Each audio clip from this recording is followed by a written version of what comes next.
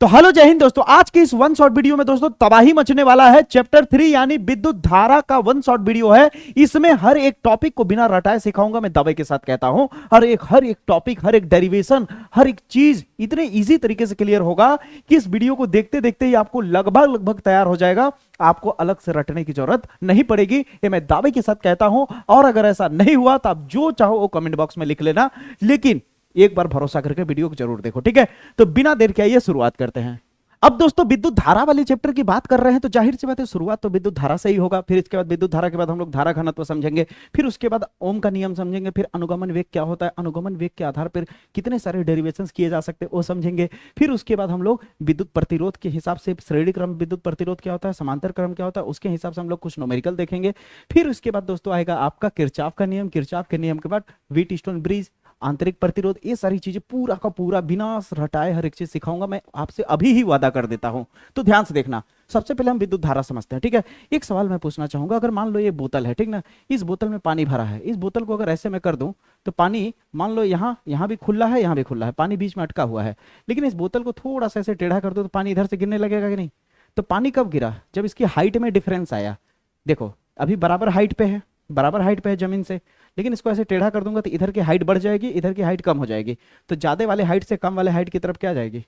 पानी बहने लगेगी। नहीं, ज्यादा वाले हाइट से कम वाले की तरफ पानी बहने लगेगी। उसी तरह इलेक्ट्रॉन होता है, उसी तरह आवेश होता है। आवेश प्रवाह की दर को विद्युत धारा कहते हैं। ऐसे बोल दूंगा तो रटा हुआ टाइप का लगेगा। तब आप कहोगे कि सर औरों में और आप में क्या अंतर रह जाएगा जब आप भी एकदम रट के बताएंगे? तो नहीं, मैं फील कराऊंगा। देखो ध्यान से समझना। जैसे मान लो कोई तार है, मान लो भैया कोई चालक तार है। क्या है यहाँ पे? कोई चालक तार है, मान लेते हैं कॉपर का है, अच्छा खासा तार होता है, ठीक ना। अब तार है तो तार के अंदर खूब सारे इलेक्ट्रॉन्स होंगे, खूब सारे फ्री इलेक्ट्रॉन होंगे। फ्री इलेक्ट्रॉन का मतलब मुक्त इलेक्ट्रॉन, इस तरह से खूब सारे इलेक्ट्रॉन होंगे, ठीक है। अभी अब चालक तार में देखा जाए तो इलेक्ट्रॉन न तो उधर जा रहा है न तो इधर जा रहा है। क्यों क्यों उधर से इधर नहीं जा रहा? उसका कारण क्या है? क्योंकि इस वाले टर्मिनल पे, यानी तार के इस वाले सिरे पे, तार के इस वाले सिरे पे विभव सेम है। विभव सेम का मतलब यहां भी जीरो, यहां भी जीरो, कोई विभव नहीं है। विभव कब उत्पन्न होता है? जब आवेश यानी इलेक्ट्रॉन एक तरफ से दूसरे तरफ जाता है, तब विभव उत्पन्न होता है, ठीक है। अब मेरी बात बड़ी ध्यान से, बड़ी गहराई से सुनो कि इलेक्ट्रॉन को एक तरफ से दूसरी तरफ भेजना है, एक तरफ से दूसरी तरफ भेजना है, तो तुम क्या करोगे? ये जो विभव है इनमें अंतर करना होगा। जैसे पानी वाला बोतल अगर ऐसे सीधा रख दो तो ना तो इधर गिरेगा पानी, ना तो इधर गिरेगा। पानी गिराना है तो इसको थोड़ा इसे टेढ़ा करना पड़ेगा, तभी जाके पानी इधर गिरेगा। उसी तरह इलेक्ट्रॉन बहवाना है तो विभव में अंतर करना पड़ेगा, विभव में अंतर करना पड़ेगा। विभव में अंतर कब आएगा? जब तुम बैटरियां लगाओगे जी। क्या लगाओगे? बैटरी। जब ऐसे बैटरी लगा दोगे, मान लो मैंने 20 वोल्ट की बैटरी लगाई, ये प्लस है और माइनस, ठीक है। 20 वोल्ट की बैटरी लगा दी, तो ध्यान से समझो, अगर 20 वोल्ट की बैटरी लगा दी, मान लेते हैं ये प्लस वाले की तरफ इधर कितना हो गया? 20 वोल्ट, और नेगेटिव वाले की तरफ जीरो वोल्ट, ठीक है। प्लस वाले की तरफ 20 वोल्ट, नेगेटिव वाले की तरफ जीरो। तो बताओ विभव अंतर आ गया कि नहीं? आ गया अंतर। अब क्या होगा? सारे इलेक्ट्रॉन, सारे के सारे इलेक्ट्रॉन क्या होने लगेंगे? इधर की तरफ जाने लगेंगे, कम वोल्टेज से हायर वोल्टेज की तरफ। कम वोल्टेज से किधर जाने लगेंगे? हायर वोल्टेज की तरफ जाने लगेंगे। अब इलेक्ट्रॉन किधर भाग रहे हैं? इधर भाग रहे हैं, ठीक है। इलेक्ट्रॉन किधर भाग रहे हैं? इधर। अगर इलेक्ट्रॉन इधर भाग रहे हैं गुरु, अगर इलेक्ट्रॉन इधर भाग रहे हैं गुरु, तो इसी के जस्ट अपोजिट डायरेक्शन में करंट आएगा, इसी के जस्ट अपोजिट डायरेक्शन में करंट उत्पन्न हो जाएगा। अब मजे की बात देखो, इलेक्ट्रॉन एक्चुअली में है क्या? इलेक्ट्रॉन के ऊपर क्या है? माइनस चार्ज है, इलेक्ट्रॉन के ऊपर माइनस आवेश है। तो क्या होगा? एक तरह का आवेश ही तो है। किसी के ऊपर मान लो सपोज दैट एक टकला यहाँ खड़ा है, टकला के ऊपर पॉजिटिव चार्ज आ जाए तो क्या बोलोगे? ये टकला आवेशित हो गया ना, ये टकला आवेशित हो गया ना जी। उसी तरह इलेक्ट्रॉन आवेशित है, इलेक्ट्रॉन आवेशित है। अब काफी सारे इलेक्ट्रॉन एक तरफ से दूसरी तरफ जा रहे हैं। अब 10 20 30 तो है नहीं, लाखों करोड़ों की संख्या में इलेक्ट्रॉन जा रहे हैं। तो किसी की संख्या को किससे दर्शाया जाता है? यन से। किसी की संख्या को किससे दर्शाया जाता है? यन से। तो इलेक्ट्रॉन की संख्या किसके बराबर होगी? आवेश के। इलेक्ट्रॉन की संख्या किसके बराबर होगी? आवेश के। तो तुम इसे ऐसे लिख सकते हो। कैसे लिख सकते हो भैया? इस तरह लिख सकते हो। यहाँ पे आपको एक जानकारी मिल गया कि इलेक्ट्रॉन की संख्या किसके बराबर है? आवेश के। अब इसका मतलब ये जो बहुत सारे इलेक्ट्रॉन जा रहे हैं, तो बहुत सारे को एक साथ अगर बोलना चाहो, बहुत सारे को एक साथ अगर बोलना चाहो तो आवेश बोल दो। और एक एक ठो बोलोगे, एक ठो, दो ठो, तीन ठो, तो बोलो भैया इलेक्ट्रॉन। और सभी को एक साथ बोलना चाहो तो आवेश बोल दो कि उधर से बहुत सारा आवेश आ रहा है। अब ठीक है, तो आवेश प्रवाहित हो रहा है ना, तो आवेश प्रवाह, प्रवाह मतलब बहना, आवेश प्रवाह की दर, दर का मतलब समय। आवेश यहां से इधर आ रहा होगा, यहां से इधर आ रहा होगा, तो कुछ तो समय लग रहा होगा यहां से इधर आने में।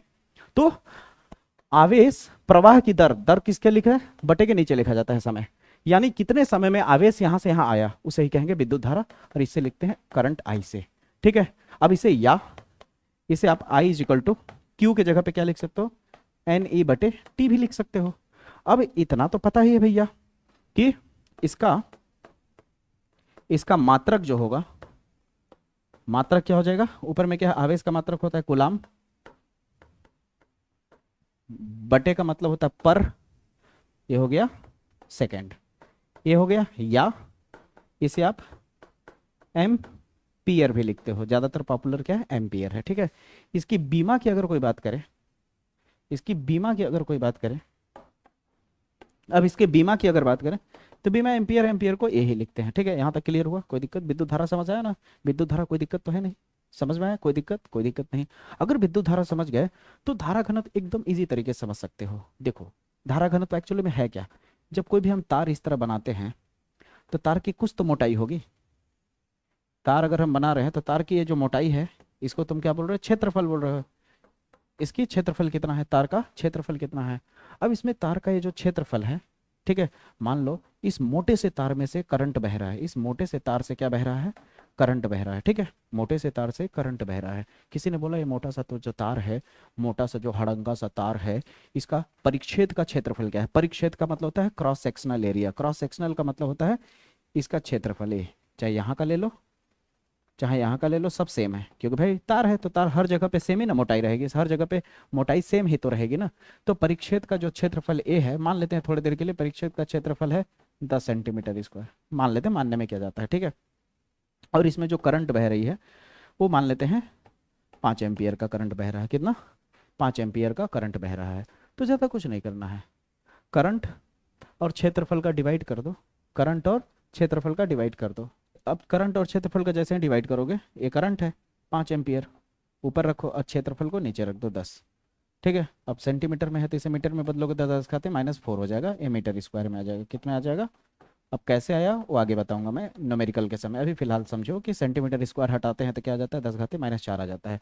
अब जैसे इसे कैलकुलेट करोगे कितना आ जाएगा, 5 एकम 5, 5 दूनी 10, और 10 घाते -4 ऊपर जाएगा तो 10 घाते +4 हो जाएगा, और 1/2 का मतलब क्या होता है 0.5 गुणे 10 घाते 4। ये जो वैल्यू आया इसे ही तो बोलते हैं धारा घनत्व। धारा घनत्व है ही कुछ नहीं, धारा घनत्व तो सीधे सीधे है कि किसी भी चालक तार में जो धारा प्रवाहित की जा रही है, करंट फ्लो की जा रही है, वो करंट जिस तार में प्रवाहित हो रहा है उस तार का एरिया कितना है, क्रॉस सेक्शनल एरिया कितना है। तो तार का जो क्रॉस सेक्शनल एरिया है वो बटे के नीचे रखो, और जितना करंट बहवा रहा है उसे बटे के ऊपर रखो, यही आपका धारा घनत्व जे कहलाता है। क्या कहलाता है, जे, इसे धारा घनत्व कहते हैं। बताओ ईमानदारी से समझो, ईमानदारी से बताओ समझ आया या नहीं, ईमानदारी का परिचय दो रे बचवा, समझ आया कि नहीं, क्लियर हुआ कि यहाँ पे जो तार है इसमें जो करंट आई बह रही है, ये क्रॉस सेक्शनल जो एरिया है दिख रहा है यहाँ पे ना, एरिया ये, तो करंट और एरिया का जो डिवाइड होगा, डिवाइड यानी रेशियो, उसे ही बोलते हैं धारा घनत्व। और यही सेम यहाँ पे परिभाषा लिखा हुआ है, देखो मैंने बोला ना परिभाषा मैं रटाता नहीं हूँ, यहाँ पे जो भाषणबाजी है बहुत लोग क्या करते हैं, आपको पहले परिभाषा पढ़ेंगे फिर उसी के हिसाब से लिखेंगे, लेकिन मैं क्या करता हूँ पहले समझाता हूँ, क्योंकि कोई भी साइंटिस्ट जब इसके ऊपर काम किया होगा तो पहले कॉन्सेप्ट समझा होगा ना, कॉन्सेप्ट क्लियर किया होगा, फार्मूला क्लियर किया होगा, तब ना परिभाषा एक्सप्लेन किया होगा, कि पहले परिभाषा लिख दिया होगा, बोला भैया हम एक्सपेरिमेंट बाद में करेंगे पहले हम परिभाषा लिख लेते हैं, ऐसा थोड़ी होता है जी। ठीक है, तो धारा घनत्व यानी करंट डेंसिटी क्या होता है किसी चालक तार में, ये देखो किसी चालक तार हो गया, किसी चालक तार के अनुप्रस्थ काट का प्रति इकाई क्षेत्रफल, ये क्षेत्रफल लिखा गया है, क्षेत्रफल। ठीक है, किसी चालक तार के अनुप्रस्थ काट का क्षेत्रफल, प्रति इकाई हटा भी सकते हो, अनुप्रस्थ काट का क्षेत्रफल, और उसमें प्रवाहित होने वाली विद्युत धारा को ही घनत्व कहते हैं, या उसके अनुपात को घनत्व कहते हैं। ठीक है, इसे ऐसे भी लिखना चाहो तो लिख सकते हो कि किसी चालक तार के अनुप्रस्थ काट का क्षेत्रफल तथा उस चालक तार में प्रवाहित धारा का अनुपात धारा घनत्व कहलाता है। ऐसे लिख सकते हो, यानी J = I/R ए लिख सकते हो। यहाँ तक क्लियर हुआ? कोई दिक्कत? कोई दिक्कत नहीं, ठीक है। अब धारा घनत्व की बात करूँ तो यही एक सदिश राशि होती है, ठीक ना। धारा घनत्व क्या होता है? यही एक सदिश राशि होती है। इसका मात्रक लिख देते हैं, इसका मात्रक अभी सवाल भी दिखा रहा हूँ एक आध ठो, ठीक ना। आई क्या है? एम्पियर। एम्पियर बटे का मतलब पर, क्षेत्रफल का होता है सेंटीमीटर स्क्वायर। क्या हो जाएगा? Ampere metre square. ए इसका मात्रक हो जाएगा। बताओ धारा घनत्व समझ आया? अब इसे और ज़्यादा अच्छे से फील कराने के लिए मैं तुम्हें सवाल लेके दिखाता हूँ, ध्यान से समझना। जैसे धारा घनत्व की अगर बात करूँ, अभी एक और फार्मूला दिखाऊंगा मैं। मान लो यहाँ पे एक करंट है, ठीक है, सॉरी यहाँ पे एक चालक तार है, ठीक है। किसी ने कहा चालक तार में जो करंट बह रहा है, इस तरह से ध्यान से समझो, ये चालक तार में करंट इस तरह से फ्लो कर रहा है। और एक और मजे की बात बताओ, करंट के ही सेम डायरेक्शन में, करंट के ही सेम डायरेक्शन में, करंट के ही सेम डायरेक्शन में क्या होता है? धारा घनत्व होता है। करंट के सेम डायरेक्शन में धारा घनत्व होता है, ठीक है। अब यहाँ पे देखो, मान लो इसका क्षेत्रफल है ये। किसी ने कहा क्षेत्रफल कितना दिया है, तो मैंने बोला क्षेत्रफल तुम्हारा मान लो दिया है, मान लेते हैं क्षेत्रफल दिया है 20 सेंटीमीटर स्क्वायर, ठीक है। किसी ने कहा करंट कितना फ्लो कर रहा है, तो मैंने बोला करंट फ्लो कर रहा है 20 एम्पियर का। कितना? 20 एम्पियर का। किसी ने कहा धारा घनत्व बताओ कितना होगा, तो मैंने बोला बहुत सिंपल है, बहुत सिंपल है भैया। हमें धारा घनत्व J इजिकल टू क्या लिखना होगा? I बटा A। तो J इजिकल टू I कितना है? 20 एम्पियर। A कितना है? 20 सेंटीमीटर स्क्वायर जो है उसे हटाएंगे, तो जब मीटर स्क्वायर में लेंगे तो क्या हो जाएगा? 10 घाते माइनस 4 मीटर स्क्वायर हो जाएगा। तो यहाँ हो जाएगा 10 घाते माइनस 4 हो जाएगा। अब 20 से 20 कट गया, तो J इजिकल टू कितना हो जाएगा? 1, और 10 घाते माइनस 4 ऊपर जाएगा तो 10 घाते प्लस 4 हो जाएगा। और इसका मात्रक अभी जस्ट बता दिया, एम्पियर पर मीटर स्क्वायर होगा, ठीक है। टिक आउट में भी पूछा जाता है, मात्रक याद रखिएगा। अब बताओ ईमानदारी से समझ आया नहीं धारा घनत्व? अब इसको थोड़ा सा और इसके लेवल को हाई कर देते हैं। मान लो भैया ये जो तार है, मान लो ये जो तार है, यहाँ से जो करंट बह रही है, इस बार क्षेत्रफल जो थोड़ा सा टेढ़ी आ गया है। अगर इसकी बनावट को देखो तो क्षेत्रफल इसका जो है, क्षेत्रफल का डायरेक्शन ध्यान से अगर देखो तो क्षेत्रफल का डायरेक्शन इस पर सीधा ऐसे नहीं है, ऐसे नहीं है, हल्का सा ऐसे टेढ़ी आया हुआ लग रहा है, लग रहा है कि नहीं? यानी क्षेत्रफल हल्का सा ऐसे दिख रहा है। क्षेत्रफल किधर दिख रहा है? इधर की तरफ दिख रहा है, ठीक है। और जो यहाँ से करंट बह रहा है, वो करंट तो सीधा जा रहा है इस तरह। अब करंट जिधर जाएगा उधर ही धारा घनत्व ही होगा, जिधर करंट होगा उधर धारा घनत्व होगा। अब इन दोनों के बीच में देखा जाए तो एक एंगल आ गया थीटा।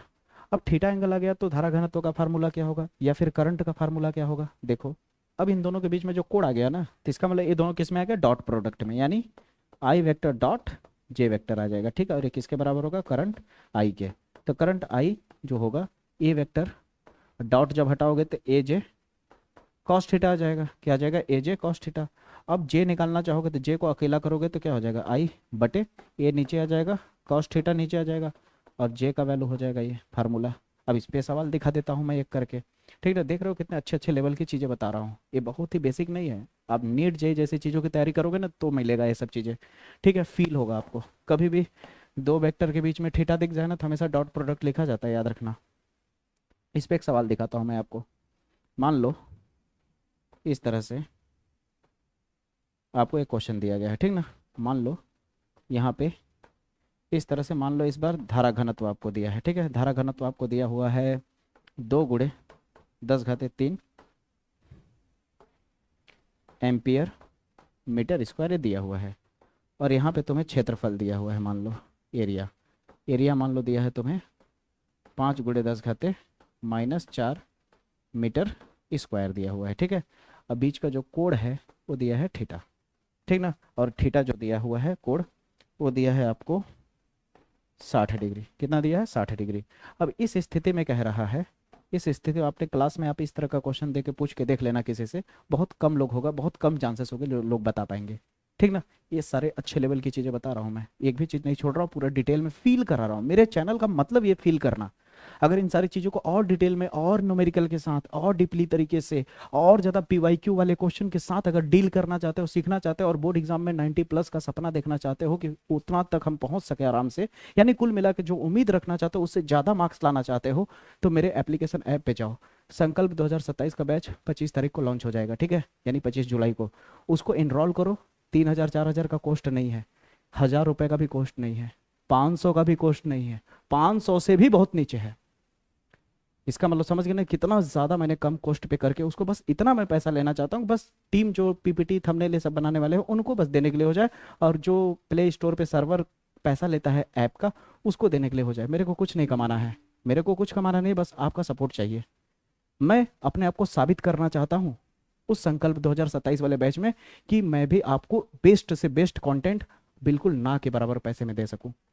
इसलिए हाथ जोड़ के निवेदन है कि पहला देखो, छोटा क्रिएटर हूं मैं, हम लोग को अगर आप लोग सपोर्ट करोगे तभी आगे बढ़ पाएंगे। इतना पैसा जितना मैं ले रहा हूं ना उतना आप कहीं जा करके फुल्की चाट खा लोगे, कहीं बैठोगे ना भाई तो नॉर्मल उतना खर्च हो जाएगा। तो सोचो एक बार भरोसा करके उस बैच को जरूर लीजिए आप लोग, ठीक है। मेरे को उम्मीद है कि आप जरूर वे करोगे, ठीक है। अब आगे बढ़ते हैं, बहुत कुछ उसमें मिलेगा, सारा कुछ इन्फॉर्मेशन मैं देता रहूंगा, ठीक है। और अगर जिसने नहीं ऐप डाउनलोड किया है तो प्ले स्टोर पे जाओ, विजय सर 24 डालोगे तो ऐप दिख जाएगा। आगे बढ़ते हैं।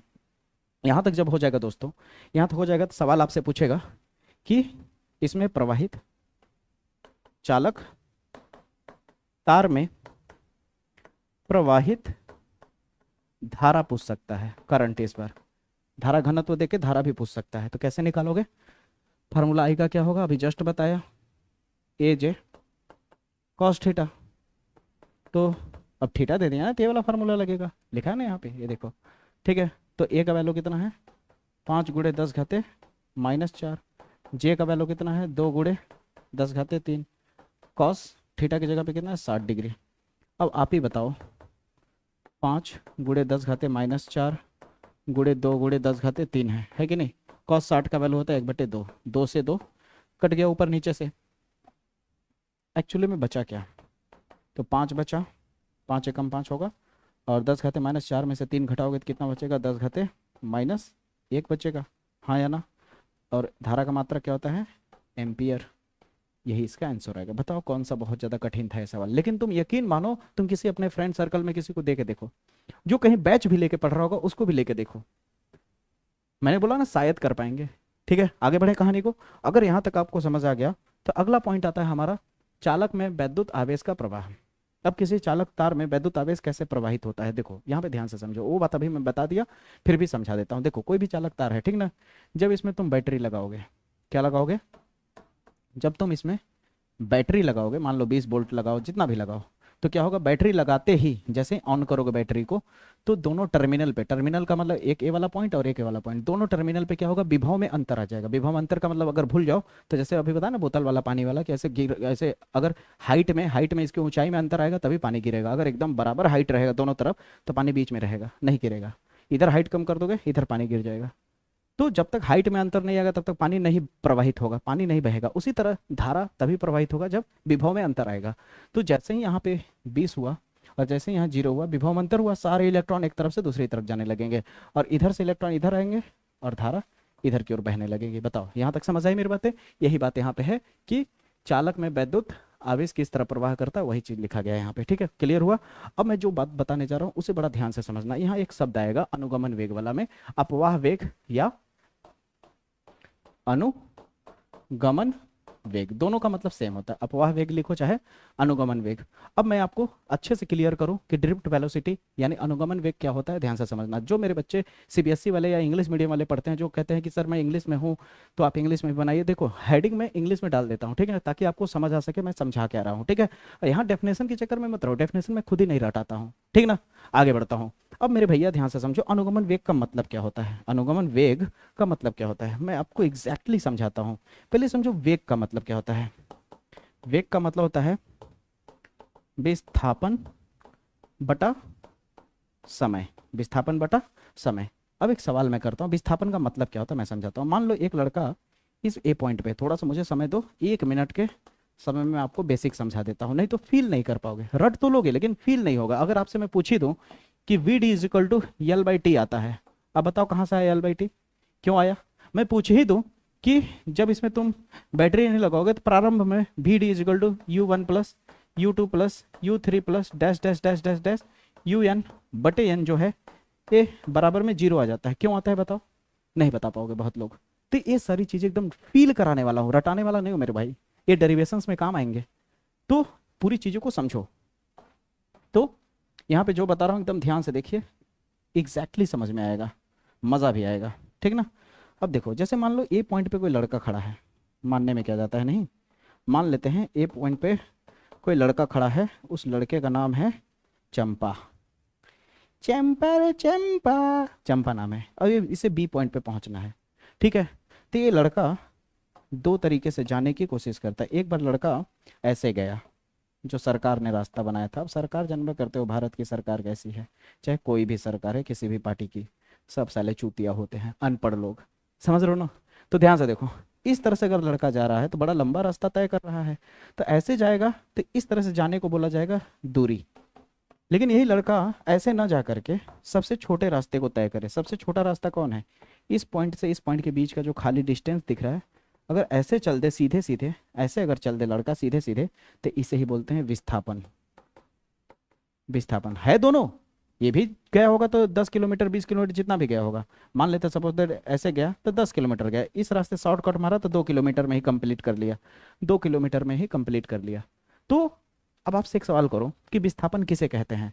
तो पॉइंट ए से पॉइंट बी पे अगर कोई लड़का जा रहा है, मान लो ऐसे गया, एक लड़का ऐसे गया, एक लड़का एक लड़का ऐसे गया, ओ एक लड़का ऐसे गया सीधे, बताओ इसमें विस्थापन कौन है। तो सबसे छोटी दो पॉइंट के बीच की जो सबसे छोटी दूरी है वो विस्थापन है। अब समझ आया, और बाकी सब दूरी हो गए। तो दूरी और विस्थापन में अंतर समझ आ गया होगा। अब एक मजे की चीज दिखाता हूँ कि जब ये बंदा यहाँ से यहाँ गया होगा, जब यहाँ से ऐसे गया होगा 10 किलोमीटर, तो कुछ तो समय लगा होगा ना, कुछ तो समय लगा। मान लेते हैं सपोज दैट, मानने में क्या जाता है, मान लेते हैं समय t बराबर 2 घंटा लगा था, ठीक है। और इसे यहाँ से यहाँ आने में 1 घंटे में ही पहुँच गया, ठीक ना, कितना 1 घंटे में, और इसको मान लेते हैं 4 घंटा लगा, ठीक ना। तो यहाँ से यहाँ आने में समय कितना लगा, मान लेते हैं इसको 2 घंटा लगा, 2 घंटा या 1 घंटा लगा, मान लेते हैं 1 घंटा। और कितना दूरी तक चला, ओ डिवाइड कर दोगे तो जो मिलेगा वेग मिलेगा। क्या मिलेगा, वेग। अगर मान लो यहाँ से यहाँ तक आने में सपोज दैट इसको 8 किलोमीटर पड़ा और यहाँ से यहाँ आने में 3 घंटा लगा, तो 8 को ऊपर रखो, घंटे को नीचे रखो, ये जो मिलेगा उसे क्या बोलते हैं, वेग बोलते हैं। इसीलिए वेग का फार्मूला होता है विस्थापन बटे समय। अब एक सवाल पूछता हूँ, विस्थापन अगर 0 हो जाए तो, 0 का मतलब दोनों के बीच में गैपिंग बचे ही ना। तो जैसे मान लो एक बंदा ए पॉइंट से चला, ऐसे जा रहा था, फिर वापस आकर के ए पॉइंट पे ही रुक गया, तो दोनों पॉइंट के बीच में कोई गैपिंग नहीं है, यानी जिस जगह से गया उसी जगह पे आके रुक गया, तो विस्थापन क्या हो गया, 0 हो गया। अब इतनी बात समझ गए ना। अब देखो इसमें अप्लाई करता हूँ, कितना इजीली समझ में आएगा तुम्हें, अनुगमन वेग वगैरह। मान लो देखो कोई चालक तार है इस तरह से, ठीक है, समझो बात को। मान लो कोई चालक तार इस तरह से है, ठीक ना, और इसमें हमने अभी बैटरी नहीं लगाया है, बैटरी हमने इसमें नहीं लगाया है, ठीक ना। अब ये इलेक्ट्रॉन है, खूब सारे इलेक्ट्रॉन इसमें इस तरह से होंगे, खूब सारे इलेक्ट्रॉन। अब इसमें बैटरी लगाया नहीं है तो क्या इलेक्ट्रॉन एक तरफ से दूसरी तरफ जाएंगे, तो आप कहोगे एक तरफ से दूसरी तरफ नहीं जाएंगे। अगर एक तरफ से दूसरी तरफ नहीं जाएंगे तो इसका मतलब क्या है, इलेक्ट्रॉन रुका हुआ है, वैसे बैठा हुआ है, नहीं, इलेक्ट्रॉन अभी भी चल रहा है। बस फर्क इतना है कि इलेक्ट्रॉन एक तरफ से दूसरी तरफ नहीं जा पा रहा है, वो अपने ही जगह पे आसपास इधर उधर जिग जैग मोशन कर रहा है। एक इलेक्ट्रॉन बाहर निकाल के मैं समझा रहा हूँ आपको। मान लो ये वाला इलेक्ट्रॉन कर क्या रहा है, जब तुम बैटरी नहीं जोड़ोगे, इसे बाहर से एनर्जी अगर नहीं मिलेगी तो इलेक्ट्रॉन में करेगा क्या, ऐसे कभी इधर चला, कितने वेलोसिटी से, u1 वेलोसिटी से, यानी वेलोसिटी यानी वेग, u1 स्पीड से इधर गया, कभी इधर आया, u2 स्पीड से इधर आया, कभी इधर गया, मान लेते हैं u3 स्पीड से इधर गया, कभी इधर गया, u4 से मान लेते हैं इधर गया, कभी इधर गया, फिर वापस वहीं आ जाता है। तो जहां से गया वापस वहीं आ गया, तो टोटल विस्थापन क्या हो गया, 0 हो गया। और विस्थापन अगर 0 हो गया तो समय कितना भी लगा हो, वेग तो 0 ही आएगा ना। विस्थापन 0 तो पूरा वैल्यू ही 0 हो गया, वेलोसिटी ही 0 हो गई। तो जब बैटरी नहीं लगाओगे तो कितना भी वेग दौड़ ले, u1 प्लस u2 कितना भी तुम जोड़ लो, सभी को क्यों ना जोड़ लो, सभी की वेग को क्यों ना, इसके वेग को जोड़ लो, इसके वेग को जोड़ लो, सभी वेग को जोड़ लो, कितना भी लंबा ले जाओ, कितना भी लंबा, ठीक ना। जब इसका टोटल निकालोगे तो इसका जो वेग आएगा, इसी वेग को अनुगमन वेग कहते हैं। इलेक्ट्रॉन का इधर उधर चलना ही क्या कहलाता है, अनुगमन वेग। इलेक्ट्रॉन का चलना अनुगमन वेग, वेग का मतलब समझिएगा विस्थापन बटे समय, ठीक है। तो ये जो वेलोसिटी होगा ये क्या हो जाता है, इस स्थिति में 0 हो जाता है। अब समझ आया कि डेरिवेशन में इसके जगह पे हटा के 0 क्यों लिखा जाता है, क्लियर हुआ। अब जब बैटरी तुम लगा दोगे, ये हो गया केस नंबर 1, केस नंबर 1। अब जब तुम बैटरी लगा दोगे, जैसे ही इसको समझोगे, देखना अब अनुगमन वेग एकदम इजीली समझ आ जाएगा और इसका डेरिवेशंस भी एकदम इजीली क्लियर होने लगेगा, ठीक है ना। ऐसे पढ़ा जाता है इन सारी चीजों को, नहीं तो आपको समझ ही नहीं आएगा चैप्टर, ठीक है। केस नंबर 2, केस नंबर 2 की बात करते हैं। अब केस नंबर 2 में सेम वही काम मैं करता हूं सेम इसी तरह का एक चालक तार लेता हूं, सेम इसी तरह का एक चालक तार लेता हूं। अब इस चालक तार में सेम वही इलेक्ट्रॉन्स है, सेम इसी तरह के खूब सारे इलेक्ट्रॉन्स है, ठीक है। इस बार मैं क्या करता हूं, बैटरी लगा देता हूं। जैसे मेरे भैया बैटरी लगाऊंगा, जैसे मेरे भैया बैटरी लगाऊंगा तो सारे इलेक्ट्रॉन एक तरफ से दूसरी तरफ जाने लगेंगे, हाँ या ना। अब इलेक्ट्रॉन एक तरफ से दूसरी तरफ जा रहे हैं। किसी ने पूछा कहाँ से कहाँ जा रहे हैं, मैंने बोला कि ये जो तार की लंबाई है इस पार से इस पार जा रहे हैं। तो कोई बोलेगा इलेक्ट्रॉन कितना दूर तक गया, मैंने बोला यहाँ से यहाँ तक गया, मान लेते हैं पॉइंट एक्स से पॉइंट वाई तक गया, पॉइंट एक्स से वाई तक गया। तो किसी ने पूछा यहाँ से यहाँ के बीच की लंबाई कितनी है, तो मैंने बोला यल है। तो जानते हो ना, यहाँ से यहाँ तक गया तो यल क्या हो गया, इसका विस्थापन हो गया। क्या हो गया, विस्थापन। और यहाँ पे वेलोसिटी क्या हो जाएगा, ड्रिफ्ट वेलोसिटी, जिसे अनुगमन वेग कहते हैं। अनुगमन वेग जो होता है वो क्या हो जाएगा, V D is equal to विस्थापन क्या हो गया, यल। यहाँ से यहाँ तक जाने में जो लगा समय 80। समझ है मेरी बात है, क्लियर हुआ।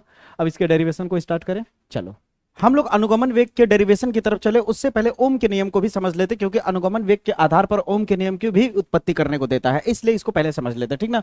ओम का नियम एक्चुअली में है क्या, देखो बहुत सिंपल सा चीज है। वैज्ञानिक ओम ने बताया कि अगर किसी चालक तार में, ये चालक तार है, ठीक है, अगर किसी चालक तार में उस चालक तार की भौतिक अवस्था में कोई परिवर्तन न किया जाए, भौतिक अवस्था में परिवर्तन न करने का मतलब है चालक तार की लंबाई जैसी है वैसे ही रहने दीजिए, चौड़ाई जैसी है वैसा ही रहने दीजिए, क्षेत्रफल जैसा है वैसा ही रहने दीजिए, ताप टेम्परेचर कुछ नहीं बदलना है। अगर आप कुछ नहीं बदलोगे तो एक चीज देखने को मिलेगा कि जब इसमें तुम करंट बहवाओगे, जब बैटरी लगा के क्या करोगे, करंट बहवाओगे, तो देखना क्या होगा ना, जैसे मान लो सपोज दैट 5 वोल्ट की बैटरी की है, तो इसमें करंट जो भी बहेगा, मान लो सपोज दैट 2 ओम का करंट बहा, जैसे तुम 5 वोल्ट की बैटरी बढ़ा के 10 वोल्ट करोगे, करंट कितना हो जाएगा, डबल हो जाएगा। बैटरी अगर 15 की है तो और हो जाएगा डबल, 2 से 4 वोल्ट एम्पियर हो गया, 4 से कितना हो जाएगा, 6 एम्पियर। यानी जैसे जैसे वोल्टेज बढ़ाओगे वैसे वैसे करंट भी बढ़ता जाएगा। यानी जब आपको ये बात पता होगा, ये बात आपको पता होगा कि एक का वैल्यू बढ़ाने से अगर दूसरा भी इंक्रीज हो रहा है, एक के वैल्यू को अगर वोल्टेज बढ़ा रहे हो और दूसरा भी बढ़ रहा है, वोल्टेज और बढ़ा रहे हो एक और बढ़ रहा है, समझ रहे हो, तो एक के बढ़ने से जब दूसरा इंक्रीज होता है तो वहां पे एक शब्द आता है और उसे कहते हैं समानुपाती। क्या कहते हैं, समानुपाती। समान अनुपात से दोनों एक दूसरे के साथ बढ़ रहे हैं, ठीक ना। तो ओम ने अपने नियम में यह बताया कि अगर किसी चालक तार की भौतिक अवस्था में कोई बदलाव न किया जाए, भौतिक का मतलब होता है वही चौड़ाई, लंबाई, क्षेत्रफल, ताप, यही सब, इसमें कोई बदलाव अगर न किया जाए, बदलाव कर दोगे ना तो क्या होगा, बदल जाएगा। समझ रहे हो ना, क्यों, उसका जवाब दूंगा मैं आगे, ठीक ना। कोई बदलाव अगर न किया जाए तो इसमें बहने वाली जो धारा है उसके विभवांतर के क्या होता है, समानुपाती होता है, ठीक है। यानी एक का वैल्यू बढ़ाओगे तो दूसरा भी बढ़ेगा। वही चीज यहाँ लिखा हुआ है कि अगर किसी चालक में तापमान स्थिर रहे, मतलब तापमान ना बदला जाए, और उसके सिरों के बीच विभवांतर जो है, प्रवाहित विभवांतर, वो धारा के क्या होता है, समानुपाती। यहाँ पे एक शब्द ऐसे लिख सकते हो, अगर यदि किसी चालक तार की भौतिक अवस्था क्या रहे, अपरिवर्तित रहे, अपरिवर्तित रहे, तो चालक तार में बहने वाली जो धारा है उसके कुल विभवांतर के, किसके, विभवांतर के क्या होता है, समानुपाती होता है। क्या होता है बच्चा, विभवांतर के समानुपाती होते हैं। विभवांतर लिखा हुआ है ना, ठीक है। यहाँ पे जैसे जैसे विभवांतर बढ़ाओगे वैसे धारा का मान भी बढ़ता जाएगा समान अनुपात में, ठीक है। यही ओम का नियम है और ज्यादा कुछ इसमें तामझाम नहीं है, ठीक है। अब यहां से एक फार्मूला निकल करके आएगा, देखना ना, जब भी और करंट आई जो है एक दूसरे के समानुपाती है तो प्रोपोर्शनल हटता है तो कोई ना कोई एक नया कांस्टेंट आ जाता है। प्रोपोर्शनल हटने पे क्या आ जाता है, एक नया कांस्टेंट आ जाता है, कांस्टेंट आर है। और जो इनटू में आई है इधर ले आओगे तो क्या हो जाएगा, भी बटे आई हो जाएगा, और इधर क्या हो जाएगा, आर। और ये जो आर निकल करके आया है, इसी आर को बोला जाता है प्रतिरोध कहते हैं। प्रतिरोध का मतलब होता है रजिस्टेंस, रजिस्टेंस। और इसको इंडिकेट किया जाता है ऐसे कांटेदार तरीके से। कांटेदार वाला चीज क्या होता है, किसी को रोकेगा, इसलिए इसको इस तरह से दिखाया जाता है आर को। और ये किसको रोकता है, प्रतिरोध का काम होता है रुकावट पैदा करना, प्रतिरोध का काम होता है रुकावट पैदा करना। अब आप कहोगे किसको रोकता है ये, तो किसी भी चालक तार में बहने वाली धारा को रोकता है। तार में, किसी भी चालक तार में जब धारा बहेगी ना, ये मान लो चालक तार है, इसमें जब इस तरह से करंट बहवाओगे तो करंट को कौन रोकेगा, करंट को रोकेगा आर। करंट के मान को कम करने की कोशिश करता है, प्रतिरोध का काम ही है। देखो नाम में ही छुपा है, प्रतिरोध, अवरोध, अवरोध यानी रुकावट, ठीक है। तो जब इसमें करंट भेजोगे तो क्या होगा, रुकावट पैदा करता है। अब इसे एक ट्रिक के दम पे समझाता हूं कि कैसे कैसे क्या होगा। देखो ये रुकावट को मान लो ऐसे ऐसे हम दिखा देते हैं, ठीक है, ये है रुकावट, ठीक है, ये है रुकावट, ठीक है। अब इसमें अगर धारा इस तरह से बहवाओगे, करंट इस तरह से बहेगा तो बीच में से धारा जा रही है, ठीक है, समझो बात को। अब इसी तार की लंबाई को यल है, मान लो तार की लंबाई क्या है, यल। अब इसी तार को पीट पीट के और लंबा कर दिए। लंबा करोगे तो क्या होगा, थोड़ा पतला हो जाएगा। लंबा करने पे क्या हो जाएगा, पतला दिखने लगेगा, हाँ या ना। पतला दिखेगा तो ये कांटेदार वाली चीजें जो हैं ये और एक दूसरे के नजदीक आ जाएंगे, हाँ या ना। जब एक दूसरे के नजदीक और आ जाएंगे तो करंट को इसके अंदर से जाने में दिक्कत आएगी कि नहीं, रुकावट होगा कि नहीं। इसका मतलब क्या सीखा, तार की लंबाई बढ़ाओगे, अगर तार की लंबाई बढ़ाओगे तो रुकावट क्या होगा, बढ़ता जाएगा। तार की लंबाई बढ़ाने पे क्या होगा, रुकावट बढ़ता जाएगा। तार की लंबाई जितना बढ़ाओगे रुकावट उतना ही बढ़ेगा। तो एक का वैल्यू बढ़ाने से रुकावट और बढ़ेगा, लंबाई और बढ़ाओगे रुकावट और बढ़ेगा। इसका मतलब ये दोनों एक दूसरे के समानुपाती हैं या अनुक्रमानुपाती है। क्लियर हुआ, आगे बढ़ाता हूं। इसी को लंबा करने के बजाय इसे पीट पीट के चपटा कर दिया जाए तो कैसा दिखेगा, ये कुछ इस तरह दिखेगा। पीट दोगे तो थोड़ा चौड़ा हो जाएगा कि नहीं दिखने में, ये जो तार है थोड़ा चौड़ा हो जाएगा कि नहीं। अगर चौड़ा हो जाएगा, पीटोगे तो क्या होगा, क्षेत्रफल बड़ा हो रहा है। इसका जो क्षेत्रफल ए था, पहले मान लेते हैं क्षेत्रफल ए था, अब पीट पीट के जब कर दिया तो मान लेते हैं इसका क्षेत्रफल डबल हो गया, 2a हो गया, ठीक है।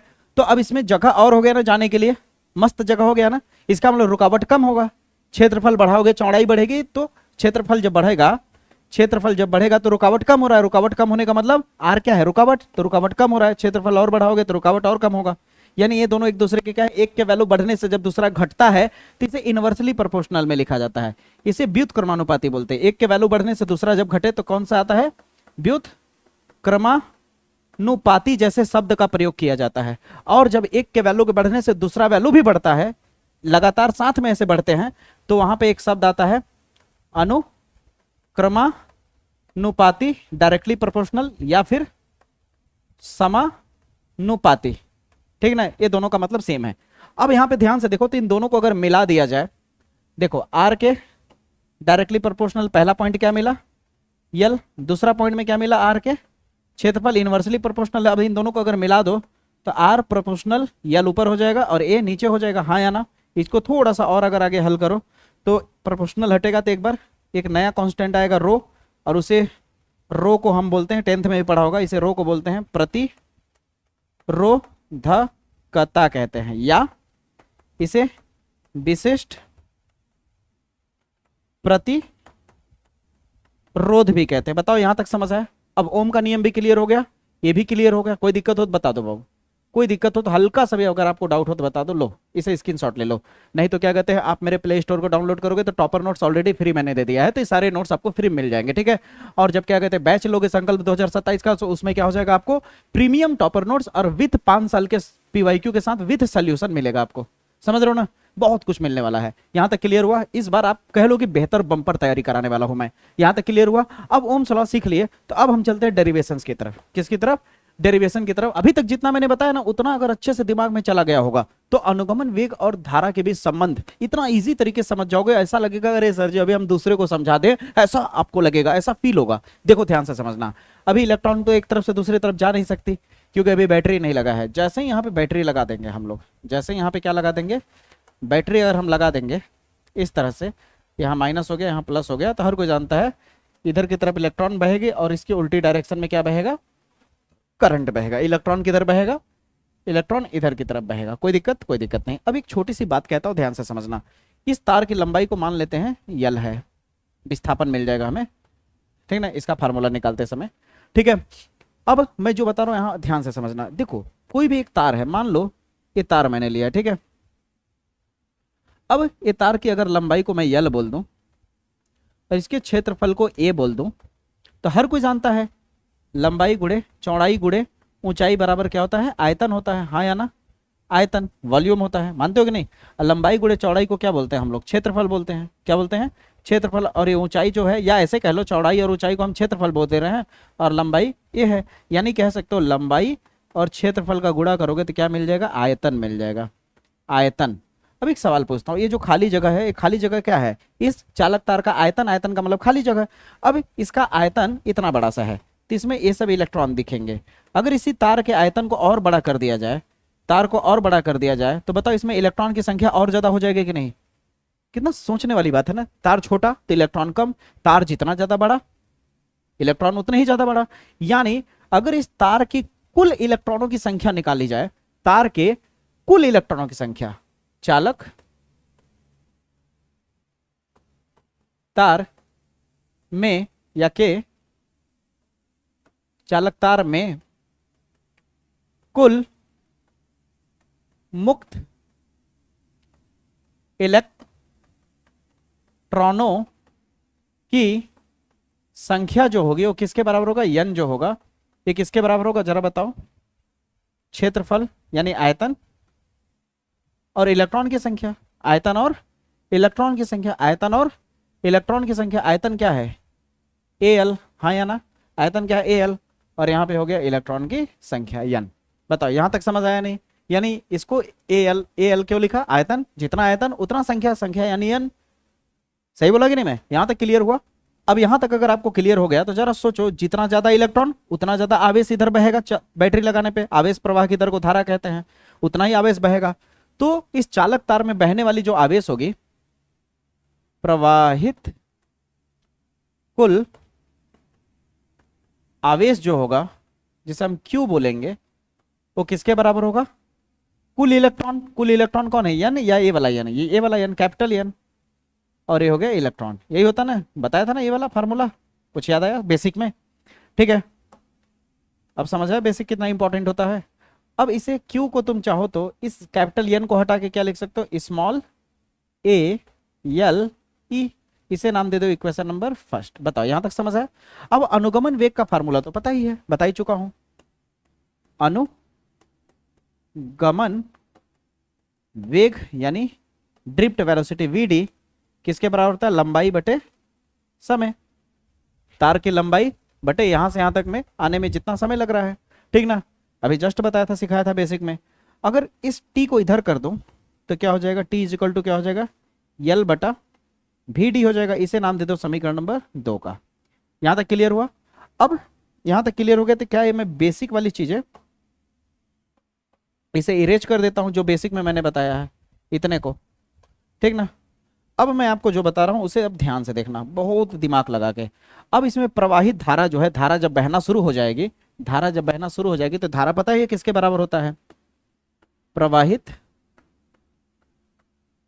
धारा I जो है किसके बराबर होगा? Q बटे T के। शुरू में ही बताया हूं मैं। अगर प्रवाहित धारा Q बटे T के है तो जरा सोचो, यहीं पे कर देता हूं। I बराबर कितना है? Q बटे T। तो Q का वैल्यू हमें पता है, Q का वैल्यू कितना है? N A L E बटे, अब T की जगह पे हम चाहे तो समीकरण 2 से इस पूरे वैल्यू को रख सकते हैं। इस T को हटा करके, इस T को हटा के इतना वैल्यू रख सकते हैं नहीं नीचे में, I बटे में। तो क्या हो जाएगा? L बटे VD। अब बटे के नीचे कोई भी चीज होता है तो आपको पता है ना, VD ऊपर चला जाएगा। तो क्या हो जाएगा? N A L E into VD। अब बटे में क्या हो गया? L। L से L कट गया, बचा क्या? Current I is equal to N A VD into electron.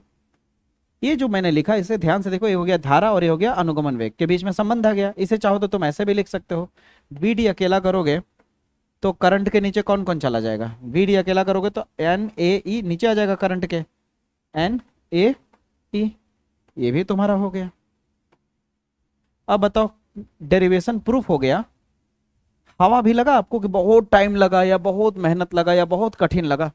एकदम मक्खन की तरह टुई टुई टुई आराम से निकल गया। कोई दिक्कत? कोई दिक्कत? कोई दिक्कत? मजा आया ना? मजा आया ना? अब इसी में कभी कभी आपको ऐसे पूछ देता है, अब कहोगे क्या पूछ देता है सर जी? कहता है कि अनुगमन वेग तथा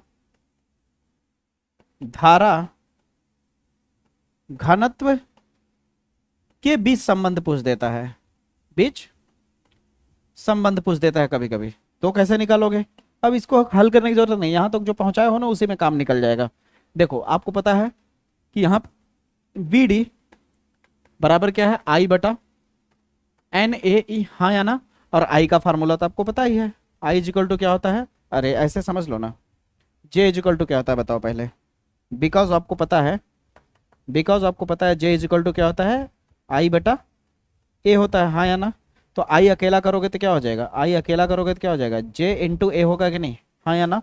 तो इस आई को हटा करके, क्या लिख सकते हो, जे इंटू ए लिख सकते हो, और नीचे में क्या है, एन ए ई, ए से ए निपट गया। अब बचा क्या,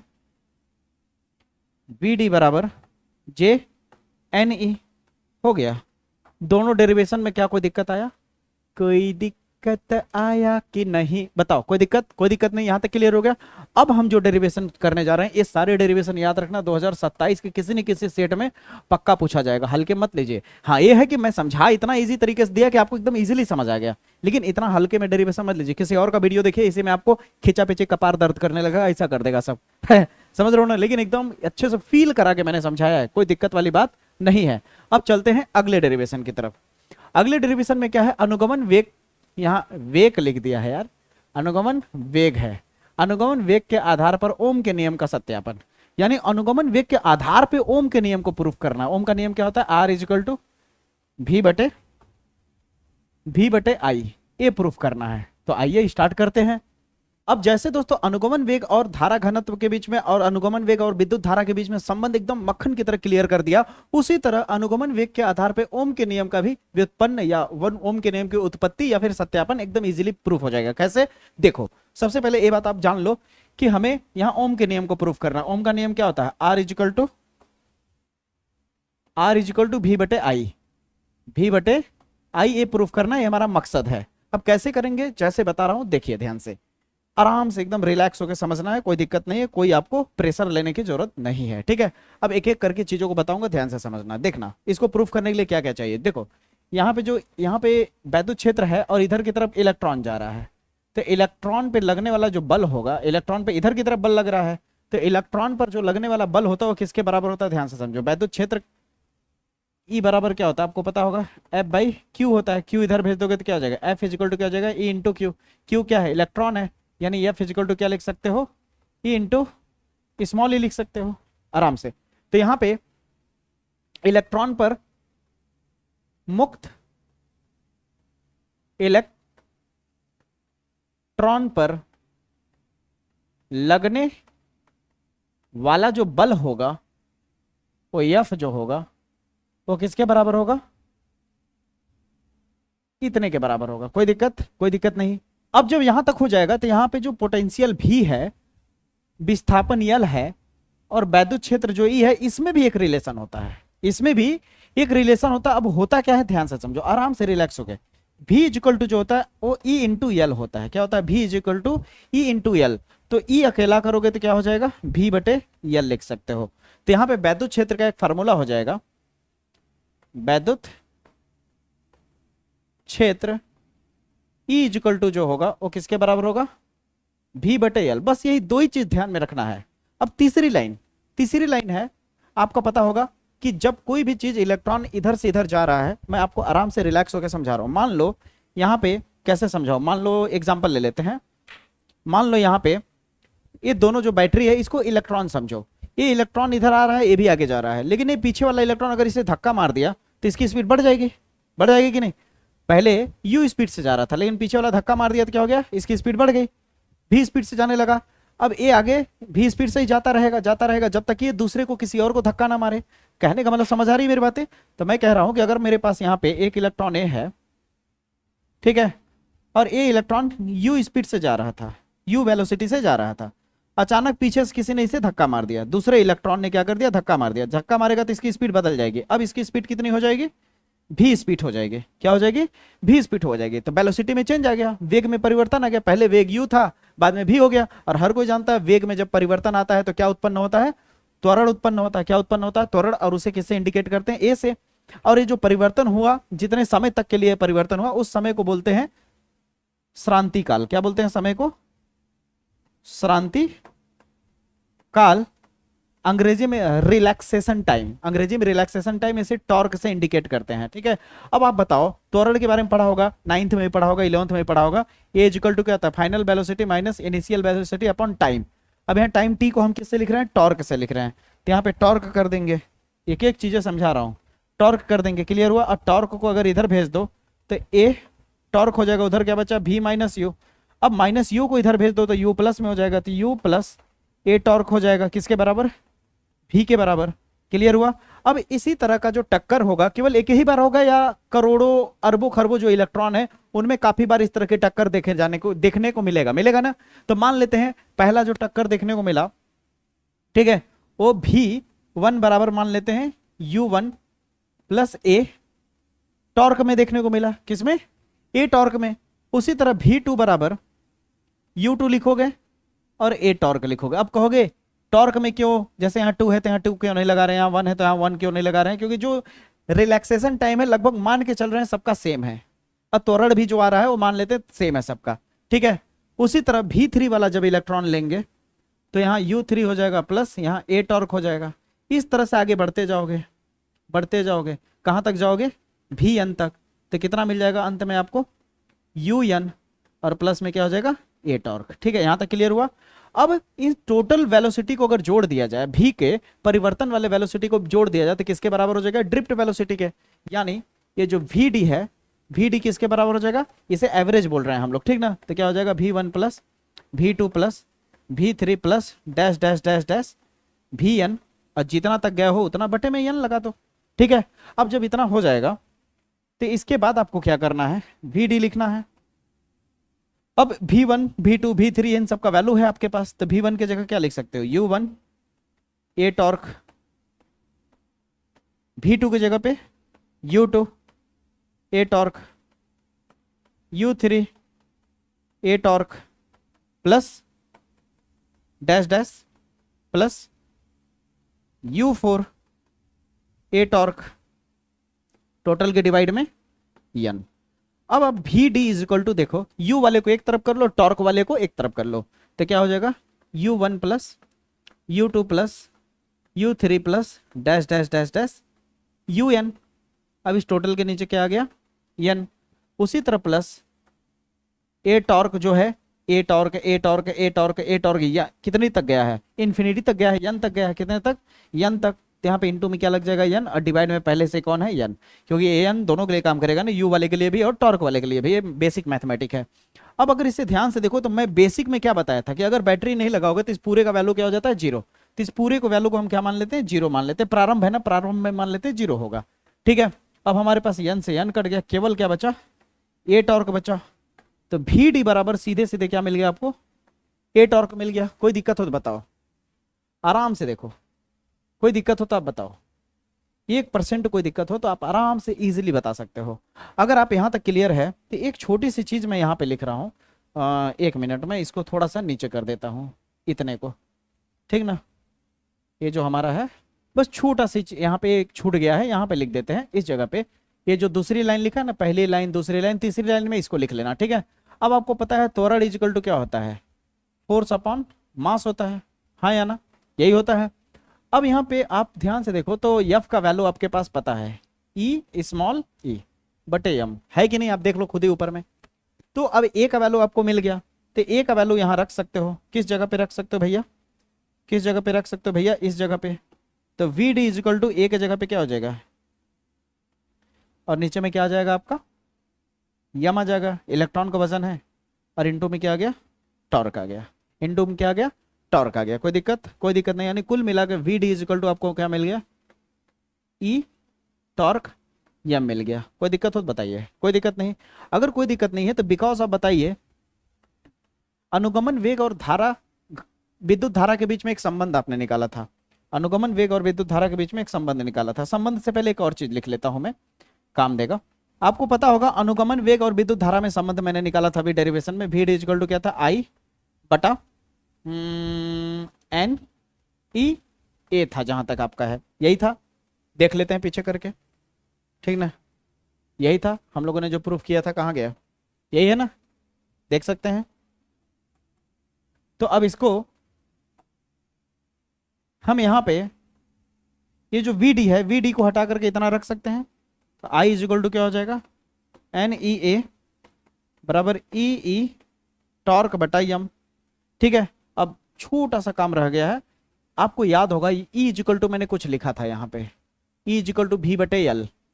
तो इस ई को हटा के हम आई बटे क्या है एन ई ए है, और ई को हटा के लिख सकते हैं भी बटा यल लिख सकते हैं, और यहाँ पे क्या हो जाएगा ई टॉर्क बटा यम हो जाएगा। अब मैं जो बोल रहा हूँ उसे बड़ी गहराई से बड़ा ध्यान पूर्वक सुनना होगा। इस पूरे वैल्यू को उधर भेज दे रहे हैं, भी को इधर भेज दे रहे हैं, तो आई बटे क्या हो जाएगा भी, और ये नीचे में जो वैल्यू है ऊपर चला जाएगा, तो क्या हो जाएगा एन ई ए, और ऊपर में पहले से एक कौन मौजूद है ई टॉर्क, और नीचे में क्या है यल यम। ठीक है, नीचे में क्या है यल यम। अब आपका आ जाएगा आई भी बराबर हो जाएगा भैया, ध्यान से देखिएगा, यन ए ई और ई का गुणा करेंगे तो हो जाएगा ई स्क्वायर, और ये हो जाएगा टॉर्क, और नीचे में हो जाएगा यल बटे यम। यहाँ तक क्लियर है, कोई दिक्कत नहीं, कोई दिक्कत होना भी नहीं चाहिए। ठीक है, अब कोई दिक्कत अगर नहीं है तो जरा सोच के देखो ये पूरा किसके बराबर है। इसको अगर थोड़ा सा पलट दें, इसको अगर थोड़ा सा पलट दें तो भी ऊपर हो जाएगा, आई नीचे आ जाएगा, और ए पलटा है तो ए भी पलट जाएगा, यल बटे यम, और नीचे क्या आ जाएगा आपका यन ए ई स्क्वायर टॉर्क। ठीक है, अगर आप ध्यान से देखो ये पूरा जो वैल्यू है, या इसे समझ लो ये पूरा जो वैल्यू है भी बटे आई जो है किसके बराबर होता है आर के बराबर होता है। तो इस पूरे को हटा के आप आर लिख सकते हो, बिकॉज इस पूरे को हटा के आप क्या लिख सकते हो आर, और आर किसके बराबर हो रहा है यल यम बटे यन ए ई स्क्वायर टॉर्क। और आपको बहुत पहले बताया था आर का मान किस पे निर्भर करता है यल और ए पे, बाकी सब कांस्टेंट है, बाकी सब कांस्टेंट है, बाकी सब कांस्टेंट है, यानी इस पूरे को हम आर बोल सकते, अगर इस पूरे को आर बोल सकते हैं तो भी आई बराबर क्या हुआ इस पूरे एक जगह पे आर हुआ।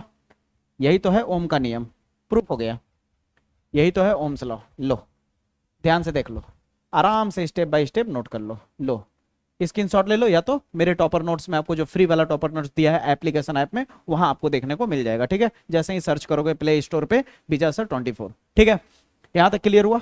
ओम्स लॉ भी मैंने क्लियर करा दिया अनुगमन वेग के आधार पर, कितना ईजी था। बस अगर ईमानदारी से कहूं तो 1 लाइन 2 लाइन 3 लाइन इतना बस याद रखना, बाकी सिंपल मैंने वे में कर दिया, कोई दिक्कत कोई दिक्कत नहीं। अब चलते हैं अगले टॉपिक पे। अब दोस्तों अनुगमन वेग के आधार पर हमने ओम के नियम का भी सत्यापन कर लिया। ठीक है, अब आप कह रहे हो अब दोस्तों हम लोगों ने अनुगमन वेग के आधार पर ओम के नियम का भी सत्यापन कर लिया है। सारे टॉपिक के हर एक फार्मूला जितना मैं डेरिवेशन करा रहा हूं, सारे टॉपिक पे न्यूमेरिकल वन शॉट आएगा मेरा अलग से, एक ही में मैं खिचड़ी नहीं करूंगा। ठीक है ना, पर्सनल कॉन्सेप्ट वाली वीडियो होगी और पर्सनल न्यूमेरिकल वाली वीडियो होगी, समझ रहे हो ना, मजा आने वाला है दोस्त इस बार। अब दोस्तों हम लोग अगले टॉपिक पे जो चल रहे हैं वो है विद्युत प्रतिरोध। अब प्रतिरोध के बारे में तो जान ही गए हो, प्रतिरोध का काम होता है धारा को रोकना। प्रतिरोध का काम क्या होता है, प्रतिरोध आर का काम होता है बहने वाली धारा को रोकता है, बहने वाली धारा को क्या करता है रोकता है। ठीक है, प्रतिरोध को अब हम यहाँ पे प्रतिरोध तो सीख ही चुके हैं बहुत पहले भी। अब कहोगे जब प्रतिरोध ये सब सिखाई दिए हैं फार्मूला वगैरह तो क्यों आप बता रहे हैं दोबारा। अब प्रतिरोध को हम जोड़ना सीखेंगे, प्रतिरोधों का संयोजन सीखेंगे। प्रतिरोधों का क्या सीखेंगे, संयोजन।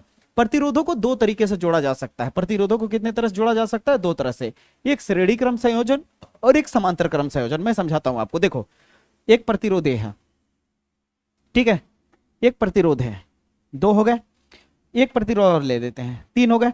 अगर इन तीनों प्रतिरोध को एक के बाद एक जोड़े, ऐसे एक जोड़ा फिर दूसरा जोड़ा फिर तीसरा जोड़ा, इसे एक के बाद एक ऐसे जोड़ा जाए तो इसे श्रेणी क्रम कहते हैं। क्या कहते हैं, श्रेणी क्रम। और इसी तरह 3 प्रतिरोध हैं, इसके इधर वाले झोंटा को एक तरफ झोंटा बांध दिया जाए, ऐसे झोंटा बांध दिया जाए एक तरफ ऐसे, और इधर वाले के झोंटा को इधर बांध दिया जाए एक ही तरफ, तो ये जो आया इसे समांतर क्रम कहते हैं। क्या कहते हैं, समांतर क्रम। अब श्रेणी क्रम के लिए एक फार्मूला प्रूफ होता है और समांतर क्रम के लिए भी फार्मूला प्रूफ होता है। तो श्रेणी क्रम पहले प्रूफ कराता हूं फार्मूला। श्रेणी क्रम के लिए क्या होता है, R equal to R1 plus R2 plus R3 plus dash dash dash, और इसके लिए क्या होता है 1/R equal to 1/R1 plus 1/R2 plus 1/R3। ये सब देखो ना एकदम इजीली प्रूफ करा दूंगा मैं, ठीक है ना। फिर इस पे न्यूमेरिकल भी हम लोग का धमाकेदार होगा, ठीक है, ध्यान से समझना। तो सबसे पहले हम लोग इस वाले को प्रूफ करते हैं, ठीक है ना। जब हम लोग श्रेणी क्रम में रखेंगे, किसको रखेंगे, जब हमारा श्रेणी क्रम में होगा तो इसको नाम दे देते हैं, इसको नाम दे देते हैं R1, इसे नाम दे देते हैं R2, इसे नाम दे देते हैं R3, ठीक है। और यहां मैंने लगा दिया एक बैटरी, ठीक है, यहां लगा दिया भैया बैटरी। जैसे ही बैटरी लगाएंगे यहां से करंट प्लस वाले की तरफ से हमेशा करंट बहना शुरू हो जाएगा, इधर से ऐसे ऐसे करंट यहाँ श्रेणी क्रम में करंट हर जगह सेम होता है, करंट नहीं बदलता। तब क्या बदलता है, विभव बदलता है। इसके जगह विभव V1 होगा, इसके जगह विभव V2 होगा, इसके जगह विभव V3 होगा, ठीक है ना। श्रेणी क्रम में क्या होता है, करंट सेम रहता है, ठीक है। अब ध्यान से समझना कि यहाँ ओम का, जब इसे प्रूफ करोगे तो लिखोगे ओम के नियम से, ओम के नियम से। ओम का नियम क्या होता है, R बराबर भी बटा आई होता है। अब एक सवाल करना चाहूंगा, आर को तुम छोड़ दो, भी और आई को देखो। भी और आई में बताओ भी सेम है या फिर आई? हर जगह आई सेम है या भी? तो कहोगे हर जगह आई सेम है। यहां भी आई उतना ही होगा, यहां भी आई उतना ही होगा, यहां भी आई उतना ही होगा, यानी यहां भी आई दिखेगा, यहां भी आई दिखेगा, यहां भी आई। लेकिन अलग क्या होगा? वोल्टेज। यहाँ V1 होगा, यहाँ V2, यहाँ V3, तो भी अलग है, तो भी को अकेला कर दो, तो आई इधर भेज दोगे तो क्या हो जाएगा? V is equal to R into I हो जाएगा।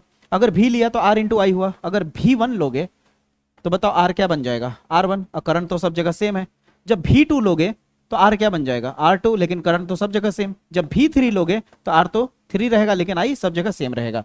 अब अलग अलग विभव है, ये अलग अलग विभव है, तो जब कुल विभव निकालोगे, कुल विभव, तो कुल विभव V बराबर क्या हो जाएगा? टोटल को जोड़ दोगे, V1 plus V2 plus V3। 4 लोग होते तो 4 लोग जोड़ते, 5 लोग होते तो 5 लोग जोड़ते, अभी फिलहाल 3 लोग हैं तो 3 लोग जोड़ेंगे। V का वैल्यू कितना है आपके पास? V बराबर है R इंटू आई। V1 का वैल्यू कितना है? R1 आई। V2 का वैल्यू कितना है? R2 आई। V3 का वैल्यू कितना है? R3 आई। अब एक बात देखो, R आई आई आई आई तीनों में है, कॉमन ले लोगे, बचेगा क्या? R1 R2 plus R3। आई से आई निपट गया। R इजिकल टू क्या हो जाएगा? R1 plus R2 plus R3। बताओ प्रूफ हुआ कि नहीं फार्मूला? अब ये जो फार्मूला आया किसके लिए है? श्रेणी क्रम संयोजन के लिए फार्मूला है। स्क्रीनशॉट ले लो फटाक से। यहां तक क्लियर हुआ? अब चलते हैं समांतर क्रम संयोजन के लिए। किसके लिए? समांतर के लिए। समांतर के लिए बना लेते हैं। मान लो एक हो गया, दूसरा, तीसरा।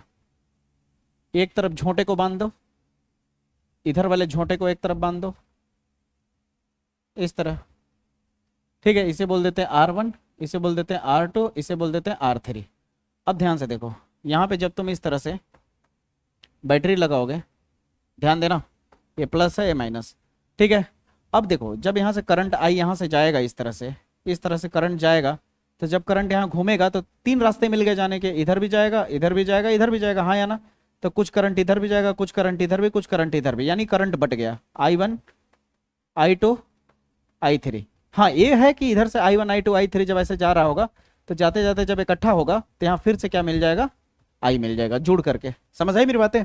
यानी समांतर क्रम में क्या होता है, यानी समांतर क्रम संयोजन में क्या होता है कि करंट बट जाता है लेकिन वोल्टेज नहीं बटता। वोल्टेज क्या होता है?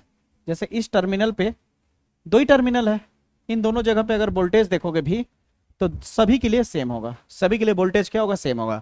अब इसे प्रूफ कैसे करोगे?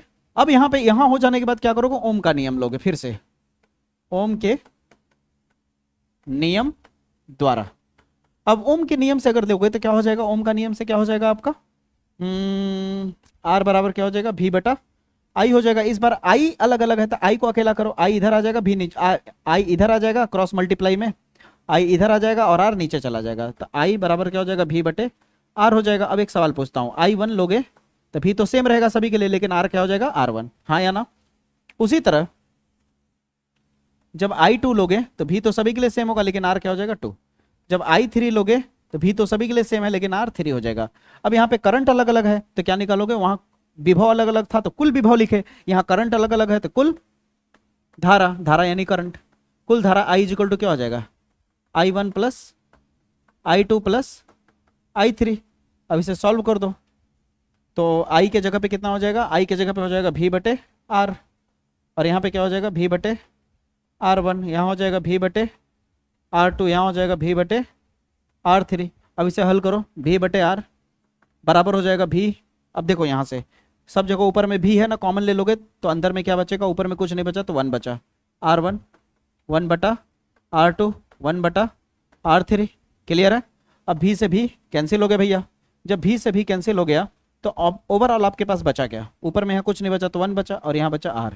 यहाँ क्या बचा? 1 बटे R1 1 by R2 1 by R3। बताओ क्लियर हुआ कि नहीं? डेरिवेशन मजा आया? कोई दिक्कत? अब श्रेणी क्रम समांतर क्रम जब आप अच्छे सीख जाते हो तो इसका क्या होता है, इसके ऊपर न्यूमेरिकल एकदम इजी होने लगता है। अब यहाँ न्यूमेरिकल बताऊंगा तो वीडियो का लेंथ आपको पता है बहुत ज्यादा बढ़ जाएगा, समझ रहे हो? वीडियो का लेंथ बहुत ज्यादा बढ़ जाएगा, तो न्यूमेरिकल वाला काम हम लोग आगे करेंगे, ठीक है। अब चलते हैं अगले टॉपिक पे। अब दोस्तों अगला टॉपिक जो है सेल का आंतरिक प्रतिरोध। It's a very important topic. ये बोर्ड एग्जाम में इस पे या तो आपको कॉन्सेप्ट या परिभाषा पूछ देगा, या तो इस पे न्यूमेरिकल। अगर मेरे से पूछो तो न्यूमेरिकल आने का चांसेस ज्यादा होता है, ठीक है। तो न्यूमेरिकल वाले सेक्शन में बताऊंगा, अभी फिलहाल इसके कॉन्सेप्ट को क्लियर हो। आंतरिक प्रतिरोध क्या होता है? अब आप कहोगे सर जी अभी तो एक तो प्रतिरोध आपने बताया ना कैपिटल आर के बारे में, तब ये नया प्रतिरोध कहां से आ गया? इंटरनल रेजिस्टेंस क्या होता है मैं बताता हूं क्या होता है, ध्यान से समझना। देखो भैया, कोई भी जब तुम ऐसे चालक तार लगाते हो, ये तार है मान लो, ठीक है, और यहां तुमने बैटरी लगाया, ठीक है, ये बैटरी सेल लगा दिया, बात समझने की कोशिश करना, ठीक है। तो होता क्या है भैया, होता क्या है कि जब तुम करंट भेजते हो इस तरह से, करंट ऐसे जाता है तो एक जगह यहां पे करंट को रुकावट मिला, करंट को रुकावट यहां मिला, लेकिन जब पहली बार करंट वापस आ रहा होता है ऐसे इस तरह, तो वापस आते दौरान बैटरी जो है ना, ये जो बैटरी डिवाइस बनाई जाती है, बैटरी, ये बैटरी जब बनाई जाती है तो बैटरी का अंदर भी एक छोटा सा रेजिस्टेंस होता है। बैटरी का अंदर भी क्या होता है? छोटा सा रेजिस्टेंस, छोटी सी रुकावट होती है, और उस रुकावट को स्मॉल आर बोला जाता है। क्या बोला जाता है? स्मॉल आर बोला जाता है। तो करंट जब ऐसे घूम करके आ रही होती तो एक रुकावट यहां मिला, वापस आ रही होती तो बैटरी के अंदर एक छोटा सा रेजिस्टेंस यानी रुकावट होता है, जिसे आंतरिक प्रतिरोध कहते हैं, ठीक है। क्या बोलते हैं? आंतरिक प्रतिरोध। यानी पूरा कुल मिला के देखा जाए तो करंट को कितने जगह रुकावट मिला? 2 जगह पे रुकावट मिला, ठीक है। और याद रखना, करंट को पहली बार घुमाने के लिए, करंट को पहली बार घुमाने के लिए जो एनर्जी दिया जाता है उसे बोला जाता है ईएमएफ। क्या बोला जाता है? ईएमएफ। और इसे ई से इंडिकेट किया जाता है। किससे इंडिकेट किया जाता है? इस वोल्टेज को ई से इंडिकेट करते हैं। यहां तक क्लियर हो गया? ठीक ना। जैसे कहने का मतलब है, यहां पे तुम बैटरी लगाओगे तो करंट जब पहली बार ऐसे धक्का मारे, करंट तो अपने से जाएगा नहीं, वोल्टेज क्या करेगा? एनर्जी देगा, एनर्जी देगा तभी ना इलेक्ट्रॉन एक तरफ से दूसरे तरफ घूमेंगे, तो वोल्टेज में एक लात मारेगा, खुचा, कहेगा चल एक रोटेशन मार के आओ। तो एक रोटेशन कंप्लीट करने के लिए जो ऊर्जा दिया गया बैटरी के द्वारा, करंट को एक रोटेशन पूरा करने के लिए जो बैटरी द्वारा ऊर्जा दिया गया, उसी ऊर्जा को बोला जाता है ईएमएफ, इलेक्ट्रिक मोटिव फोर्स, वैद्युत वाहक बल, वैद्युत वाहक बल। अब ये ई और ये प्रतिरोध। अब एक सवाल करता हूं, ओम का नियम तुमने पढ़ा होगा, तो ओम का नियम क्या सिखाता है? याद होगा, R = V/I सिखाता है, हाँ या ना? अब तुम्हें पता है कि इसे अगर मैं I को इधर कर दूं तो क्या हो जाएगा? V/R हो जाएगा। अब एक सवाल कर रहा हूं, इस करंट को टोटल रुकावट कितना मिल रहा है? जब ईएमएफ की बात हो रही है तो V हटा करके V के जगह पे क्या लिखोगे? E लिखोगे। और इस करंट को केवल R रोक रहा है या पूरा जब घूम रहा है तो R भी रोक रहा है और R के साथ स्मॉल r भी रोक रहा है, तो कुल मिला के कितने लोग रोके? 2 लोग रुके, तो दोनों को जोड़ दोगे तो फार्मूला ये बना कि नहीं? V की जगह पे E आ गया, रुकावट R है, लेकिन रुकावट I को एक जगह से नहीं 2 जगह से मिल रही, तो दोनों जगह का रुकावट लिख दोगे। और ये जो फार्मूला निकल के आया, ये तुम्हारा आंतरिक प्रतिरोध के लिए एक सूत्र मिल गया, ठीक है। आंतरिक प्रतिरोध के लिए क्या मिल गया? एक सूत्र मिल गया। अब बताओ यहां तक क्लियर हो? इससे अगर ओपन करोगे, अभी मैं परिभाषा पढ़ के दिखाता हूं, एकदम इजीली लगेगा। इसे ओपन करोगे तो E मिल जाएगा तुम्हें, E = I ब्रैकेट में R प्लस स्मॉल r, ये भी लिखा जा सकता है, कोई दिक्कत नहीं। इसमें न्यूमेरिकल भी अच्छे खासे पूछे जाते हैं, वही बात यहां कही गई है, आप पढ़ सकते हो, ठीक ना। कह रहा है किसी सेल के भीतर रासायनिक क्रिया के कारण उसमें इलेक्ट्रॉन और इलेक्ट्रोलाइट के बीच प्रतिरोध होता है, ये तो अलग बात हो गई। यहाँ पे किसी कारण सेल के भीतर धारा प्रवाहित करने पर धारा में जो बाधा उत्पन्न होती है, जिसे सेल का आंतरिक प्रतिरोध कहते हैं, इसे स्मॉल r से इंडिकेट किया जाता है, इसे स्मॉल r से इंडिकेट किया जाता है। अगर ये नहीं समझ पाए भाषणबाजी, तो जो मैंने समझाया ये दिमाग में बस रख लो, क्योंकि मैंने बोला ना परिभाषा नहीं पूछा जाता, इस पे ज्यादातर न्यूमेरिकल पूछा जाता है, और न्यूमेरिकल ये कॉन्सेप्ट क्लियर कर दिया मैंने। यहां तक क्लियर हुआ है नहीं? ईमानदारी से बताओ, पक्की बात बताना, यहां तक क्लियर हुआ या नहीं? कोई दिक्कत? कोई दिक्कत नहीं, इस पे एकदम दबा के न्यूमेरिकल चलेगा मेरे भाई, कोई टेंशन वाली बात नहीं है। जब यहां तक आपका हो जाएगा तो अगला पॉइंट आता है किरचॉफ का नियम। अब अगला पॉइंट क्या आता है? किरचॉफ का नियम। तो इसको समझते हैं क्या है। अब दोस्तों बात कर लेते हैं किरचॉफ के नियम की। किरचॉफ के 2 नियम होते हैं, एक होता है प्रथम यानी संधि का नियम, और दूसरा होता है द्वितीय नियम यानी लूप या फिर वोल्टता का नियम भी कहते हैं। तो यहाँ पे जो भाषणबाजी लिखा है उसको हमें रटना नहीं है, हमें सीखना है, फील करना है। तो उसके लिए क्या करना होगा हमें? पहले हम संधि के नियम यानी प्रथम नियम की तरफ चलते हैं, ठीक ना। तो इसको मैं करता हूं थोड़ा ऊपर, और यहाँ पे आपको प्रथम नियम के बारे में अच्छे से बताता हूं, ठीक ना। प्रथम नियम, किरचॉफ ने अपने प्रथम नियम में क्या कहा, ध्यान से समझिए। जैसे मान लीजिए कोई एक तार है, एक तार इधर से आ रहा है मान लीजिए, और इस तार में से मान लीजिए सपोज दैट 3 एम्पियर की धारा आ रही है। कितने एम्पियर की? 3 एम्पियर की धारा आ रही है। और इधर से कोई एक तार आ रहा है ऐसे, और धारा अंदर की तरफ आ रही है मान लीजिए 2 एम्पियर की, ठीक है। यहां तक क्लियर हुआ?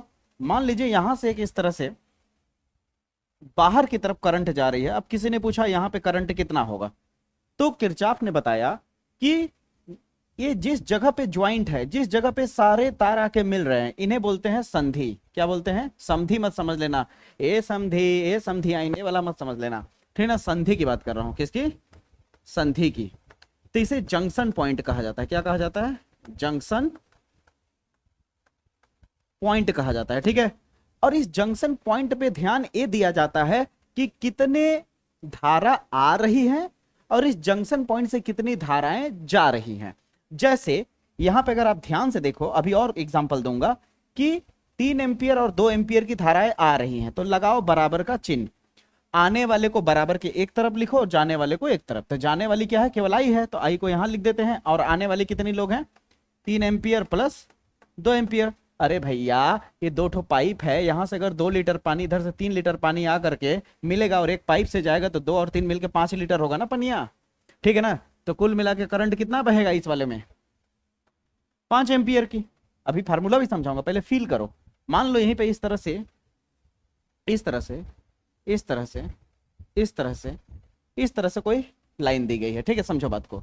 यहां पे मान लो सपोज इसे बोला गया I1, इसे बोला गया I2, ठीक है। इसे बोला गया I3, I4 और ये हो गया I5। अब ध्यान से देखो तो जंक्शन पॉइंट क्या है, ये है। अब जंक्शन पॉइंट से आने वाली धाराएं अंदर की तरफ कितनी हैं, I1 वाली है, I2 वाली है, I3 वाली, जो अंदर की तरफ जा रही हैं। तो इनको एक तरफ लिख लो बराबर के इधर, यानी I1 plus I2 plus I3। कोई दिक्कत, कोई दिक्कत नहीं। जाने वाली धाराएं कौन कौन सी हैं, I4 प्लस I5। जाने वाली को एक तरफ लिख लो जोड़ के। इनको अगर इधर करोगे तो I1 plus I2 plus I3, मतलब ना किरचॉफ अपने पहले नियम में यही बोल रहा है कि जिस जंक्शन पॉइंट पे धाराएं आ रही हैं, आ करके जब सारी धाराएं मिल रही हैं, तो जितनी धाराएं मिल रही हैं उतनी ही बाहर निकलेंगे, जितनी आ रही हैं उतनी ही बाहर जाएंगे, जितनी आ रही हैं टोटल मिलके उतनी ही बाहर जाएंगे। यह है जंक्शन का नियम, संधि का नियम, ठीक है। यानी इसका मतलब तब साबित हो गया कि इस पॉइंट पे नेट करंट क्या होगा, 0 होगा तब, क्योंकि जितनी आ रही उतनी जा रही है, तो यहां पॉइंट पे नेट करंट 0 मान लिया जाता है। यानी अगर इस वैल्यू को इधर भेज दो तो माइनस क्या हो जाएगा, 4 आई, प्लस में 5 आई है, इधर आके क्या हो जाएगा, माइनस में 5 आई, बराबर क्या हो गया, 0। अब इस पूरे को बोला जाता है परिणामी धारा। परिणामी का मतलब होता है नेट करंट, जिसे हम टोटल बोलते हैं। टोटल का मतलब सिग्मा, और लिख दो आई बराबर 0, ठीक है। तो टोटल परिणामी यानी नेट करंट क्या हो जाता है, जंक्शन पॉइंट पे 0 हो जाता है, ठीक है। यही है संधि का नियम। इस पे सवाल भी पूछा जाता है। कैसे सवाल पूछा जाता है मैं आपको दिखाता हूं। जैसे मान लो ऐसे करके सवाल पूछ दिया गया, ये बहुत ही अच्छे लेवल की चीजें बता रहा हूं मैं आपको। ऐसे करके मान लो सवाल पूछ दिया, कह दिया कि यहां से मान लीजिए 3 एम्पियर की करंट आ रही है, यहां से 7 एम्पियर की करंट आ रही है, इधर बाहर की तरफ 2 एम्पियर की करंट चली गई, इधर करंट 1 एम्पियर की चली गई। तो जरा बताइए यहाँ पे करंट कितना पास हो रहा होगा, बताइए कितना हो रहा है, आप सोचो। इधर से कितना, 3 और 7 जा रही हैं, तो इस पॉइंट पे कितना मिलेगा, 10 एम्पियर। इधर इधर 3 और 7 मिलके क्या हो जाएगा, यहाँ पे 10 10 जा रही है, 10 जा रही है, 10 जा रही है, इधर 2 चली गई, तो इधर अब कितनी गुजरेगी, 8 गुजरेगी। 8 जा रही है, 8 जा रही है, एक इधर चली गई, तो बचा कितना, 7। यानी इधर से करंट कितना बहेगा, 7 एम्पियर का। बताओ क्लियर हुआ नहीं। अब संधि का यानी प्रथम नियम समझ आया, संधि का प्रथम नियम समझ आया। अब यही बात देखो यहाँ पे तुम्हें डेफिनेशन में, इसके परिभाषा में मिलेगा, दिख रहा है यही बात, कि जिधर से आ रही है उसको एक तरफ जोड़ा गया और जिधर से जा रही है उसको एक तरफ। देखो I4 और I5 जा रहा है, I4 I5 जा रहा है और I3 भी जा रहा है बाहर, तो तीनों की एक तरफ जोड़ा, और अंदर की तरफ कौन आ रहा है, I1 और I2, तो उसे एक तरफ जोड़ दिया। वही बात यहाँ कहा गया कि किसी भी संधि या जंक्शन पर आने वाली सभी धाराओं का बीजगणितीय योग जो होता है 0 होता है। बीजगणितीय योग क्या होता है, 0। अब इन पूरे को इधर भेज दो तो कट पिटा करके क्या हो जाएगा, 0 हो जाएगा। यानी संधि पर धारा कितनी होती है, संधि पर धारा कितनी होती है, 0 होती है कुल मिलाकर के। परिणामी करंट क्या होता है, 0 होता है। ये होता है आपका किरचॉफ का पहला नियम। फील भी हुआ होगा मुझे जहां तक उम्मीद है। अब आते हैं बारी द्वितीय नियम में, क्या बोलता है, वोल्टता का नियम या फिर लूप का नियम क्या होता है मैं समझाता हूँ। यहाँ पे ये सब चीजें नहीं समझ पाओगे जब तक कि मैं आपको हिंट नहीं दूंगा। देखो ध्यान से समझना, मैं यहाँ पे समझा रहा हूँ। द्वितीय नियम में क्या कहता है, द्वितीय नियम में बोलता है कि इसका टोटल वोल्टेज इस बार 0 हो जाता है। क्या हो जाता है, टोटल वोल्टेज 0। कैसे, मैं आपको साबित करता हूं। देखो मान लो मैं एक एग्जांपल देके समझा रहा हूं। मान लो यहाँ पे एक इस तरह से बना लेता हूं मैं पहले। यहाँ पे मान लो इस तरह से बैटरी लगा हुआ है, यहाँ भी कुछ लगा देते हैं और यहाँ भी बैटरी लगा देते हैं, ठीक है, इस तरह से। इसको वोल्टेज को नाम दे देते हैं V1, इस वोल्टेज को नाम दे देते हैं V2, यहाँ के प्रतिरोध का नाम दे देते हैं R1 और यहाँ के प्रतिरोध का नाम दे देते हैं R2। अब एक सवाल मैं करूंगा, ध्यान से समझना, इसमें करंट बहवाना है, ठीक ना। अब मैं आपसे एक सवाल करूँ, उसका जवाब देना। सबसे पहले एक चीज बताओ कि अगर प्लस का मतलब क्या होता है, अमीर होता है, और माइनस का मतलब क्या होता है, गरीब। अगर कोई अमीर से गरीब की तरफ जाएगा तो क्या बनेगा, गरीब बन जाएगा। और अगर एक तरफ मान लो प्लस है, एक तरफ माइनस है, और एक गरीब वाला अगर अमीर की तरफ जाएगा तो क्या हो जाएगा, आगे चल के अमीर बन जाएगा। उसी तरह जो ये रेजिस्टेंस होता है, ट्रिक है याद रखना, ये जो रेजिस्टेंस होता है यहाँ पे दिखा रहा हूँ, ये जो प्रतिरोध होता है, प्रतिरोध में करंट चाहे किधर से भी बहे, करंट अगर मान लो इधर से बह रहा है इस तरह से, तो करंट हमेशा पॉजिटिव से निगेटिव की तरफ जाएगा। करंट किधर जाएगा, पॉजिटिव से निगेटिव। अब आप कहोगे तार यही रहे, तार सेम यही रहे, लेकिन करंट इधर से बहे तो इस बार पॉजिटिव इधर हो जाएगा, निगेटिव इधर हो जाएगा। करंट जिधर से बहता है उधर पॉजिटिव दिखेगा और बाकी तरफ निगेटिव, यानी हर बार वैल्यू जीरो, हर बार निगेटिव में आंसर आएगा इसका। अगर मान लो सपोज दैट एग्जांपल दे रहा हूं, मान लो करंट यहाँ मान ले प्रतिरोध आर है, तो करंट आई बह रहा है, तो आई और आर मिलकर क्या हो जाएगा, वोल्टेज। आई इंटू आर बराबर भी होता है, तो आई और आर इंटू हो जाएगा, लेकिन वैल्यू किस में लिखोगे, निगेटिव में। जैसे एग्जांपल दे रहा हूं, मान लो यहाँ पे इस तरह दिया हुआ है, यहाँ पे मान लो सपोज दैट R1 है और यहाँ पे तुमने करंट आई भेजा, तो R1 और आई मल्टीप्लाई हो जाएगा। मल्टीप्लाई होके क्या होगा, विभव के बराबर हो जाता है ना, ठीक ना। किसके बराबर हो जाता है, विभव के। लेकिन ये वैल्यू किस में लिखोगे, निगेटिव में। हर बार निगेटिव शो करेगा ये, क्योंकि पॉजिटिव से निगेटिव, यानी अमीर से गरीब की तरफ जा रहा है, इसलिए गरीब हो जाएगा, माइनस हो जाएगा। पहला ट्रिक। दूसरा ट्रिक ये है कि अगर बैटरी है मान लो इस तरह से, ठीक है, बैटरी इधर निगेटिव होता है, इधर प्लस होता है। अगर करंट इधर से जा रहा है, यानी माइनस से प्लस की तरफ जा रहा है, माइनस से प्लस की तरफ, तो गरीब से अमीर की तरफ जा रहा है, तो करंट कैसा दिखेगा आपको, करंट कैसा दिखेगा, यहाँ वोल्टेज अगर भी है तो वोल्टेज कैसा दिखेगा, वोल्टेज पॉजिटिव दिखेगा। वोल्टेज कैसा दिखेगा, पॉजिटिव। यही सेम चीज अगर यहाँ पे ऐसे हो, वोल्टेज भी है, करंट इधर से जा रहा है, यानी प्लस से माइनस की तरफ, यानी अमीर से गरीब की तरफ, तो वोल्टेज क्या हो जाएगा, निगेटिव शो करेगा। बस इतना सा चीज करना है। अब मान लो यहाँ पे एक स्ट्रक्चर लिया हूँ, जब न्यूमेरिकल कराऊंगा ना तो ये बेसिक काम करेगा। अभी एक न्यूमेरिकल करके दिखा भी सकता हूँ मैं आपको, देखना।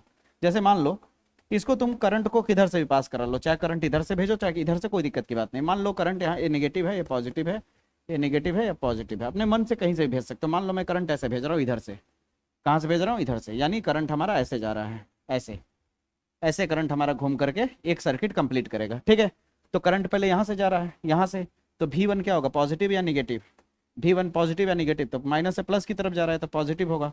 अब हमारा करंट यहाँ जाते जाते जाते जाते यहाँ पहुंचेगा, तो पता है यह करंट रेजिस्टेंस के लिए हमेशा निगेटिव शो करता है। तो करंट अगर आई है हमारा, तो आई मल्टीप्लाई हो जाएगा R1 के साथ, R1 के साथ क्या हो जाएगा, आई का मल्टीप्लाई हो जाएगा। और बता ही चुका हूँ रेजिस्टेंस के लिए हर बार वैल्यू निगेटिव रहेगा, हर बार वैल्यू निगेटिव रहेगा। अब करंट यहाँ पहुंच गया, पहुंचते पहुंचते यहाँ आ गया। अब करंट नीचे उतर रहा है, नीचे उतरते तो कैसे जा रहा है, देखो ऊपर प्लस है, नीचे माइनस, प्लस से माइनस की तरफ आ रहा है, यानी V2 निगेटिव हो जाएगा, V2 निगेटिव। अब करंट यहाँ आ गया, करते करते यहाँ पहुंच जाएगा। जब यहाँ पहुंचेगा तो आई जो होगा मल्टीप्लाई हो जाएगा R2 के साथ, करंट आई जो है मल्टीप्लाई कर लेगा किससे, R2 के साथ मल्टीप्लाई कर लेगा, और ये रेजिस्टेंस हमेशा माइनस ही रहेगा। अब करंट यहाँ पहुंच गया, पहुंचते पहुंचते वापस आ गया, जहां से गया था वहीं आ गया। जैसे ही जहां से गया वहीं आएगा, तो वैल्यू क्या लिख दोगे, जीरो। क्या लिख दोगे, जीरो। और इन टोटल को जब सम करोगे तो ओवरऑल आपका वोल्टेज कितना आया, जीरो। इसी को बोला जा रहा है, इस पूरे को जो मैंने अभी लिखा, इस पूरे को तुम ऐसे भी लिख सकते हो, इस पूरे को तुम ऐसे लिख सकते हो, इस पूरे को तुम ऐसे लिख सकते हो, बराबर में जीरो कर सकते हो। तो यही कह रहा है कि सर्किट कंप्लीट होने पे वोल्टेज जीरो हो जाता है, ठीक है। ये है आपका लूप नियम, ये है आपका लूप नियम। एक मैं आपको न्यूमेरिकल करके दिखाता हूं। मान लो सपोज दैट कि यहाँ पे 20 ओम का प्रतिरोध लगा हुआ है, ठीक है। यहाँ 50 वोल्ट की बैटरी है, 50 वोल्ट की बैटरी है। यहां बैटरी 20 वोल्ट की है। करंट यहां से भेज रहे हैं, हमें पता लगाना है कितना करंट जा रहा है, एक करंट पता लगाना है। तो हम मान लो इधर से ऐसे भेज रहे हैं, तो एक सर्किट कंप्लीट करेगा। तो यहां से जा रहा है 20, क्या होगा, पॉजिटिव या निगेटिव, पॉजिटिव होगा।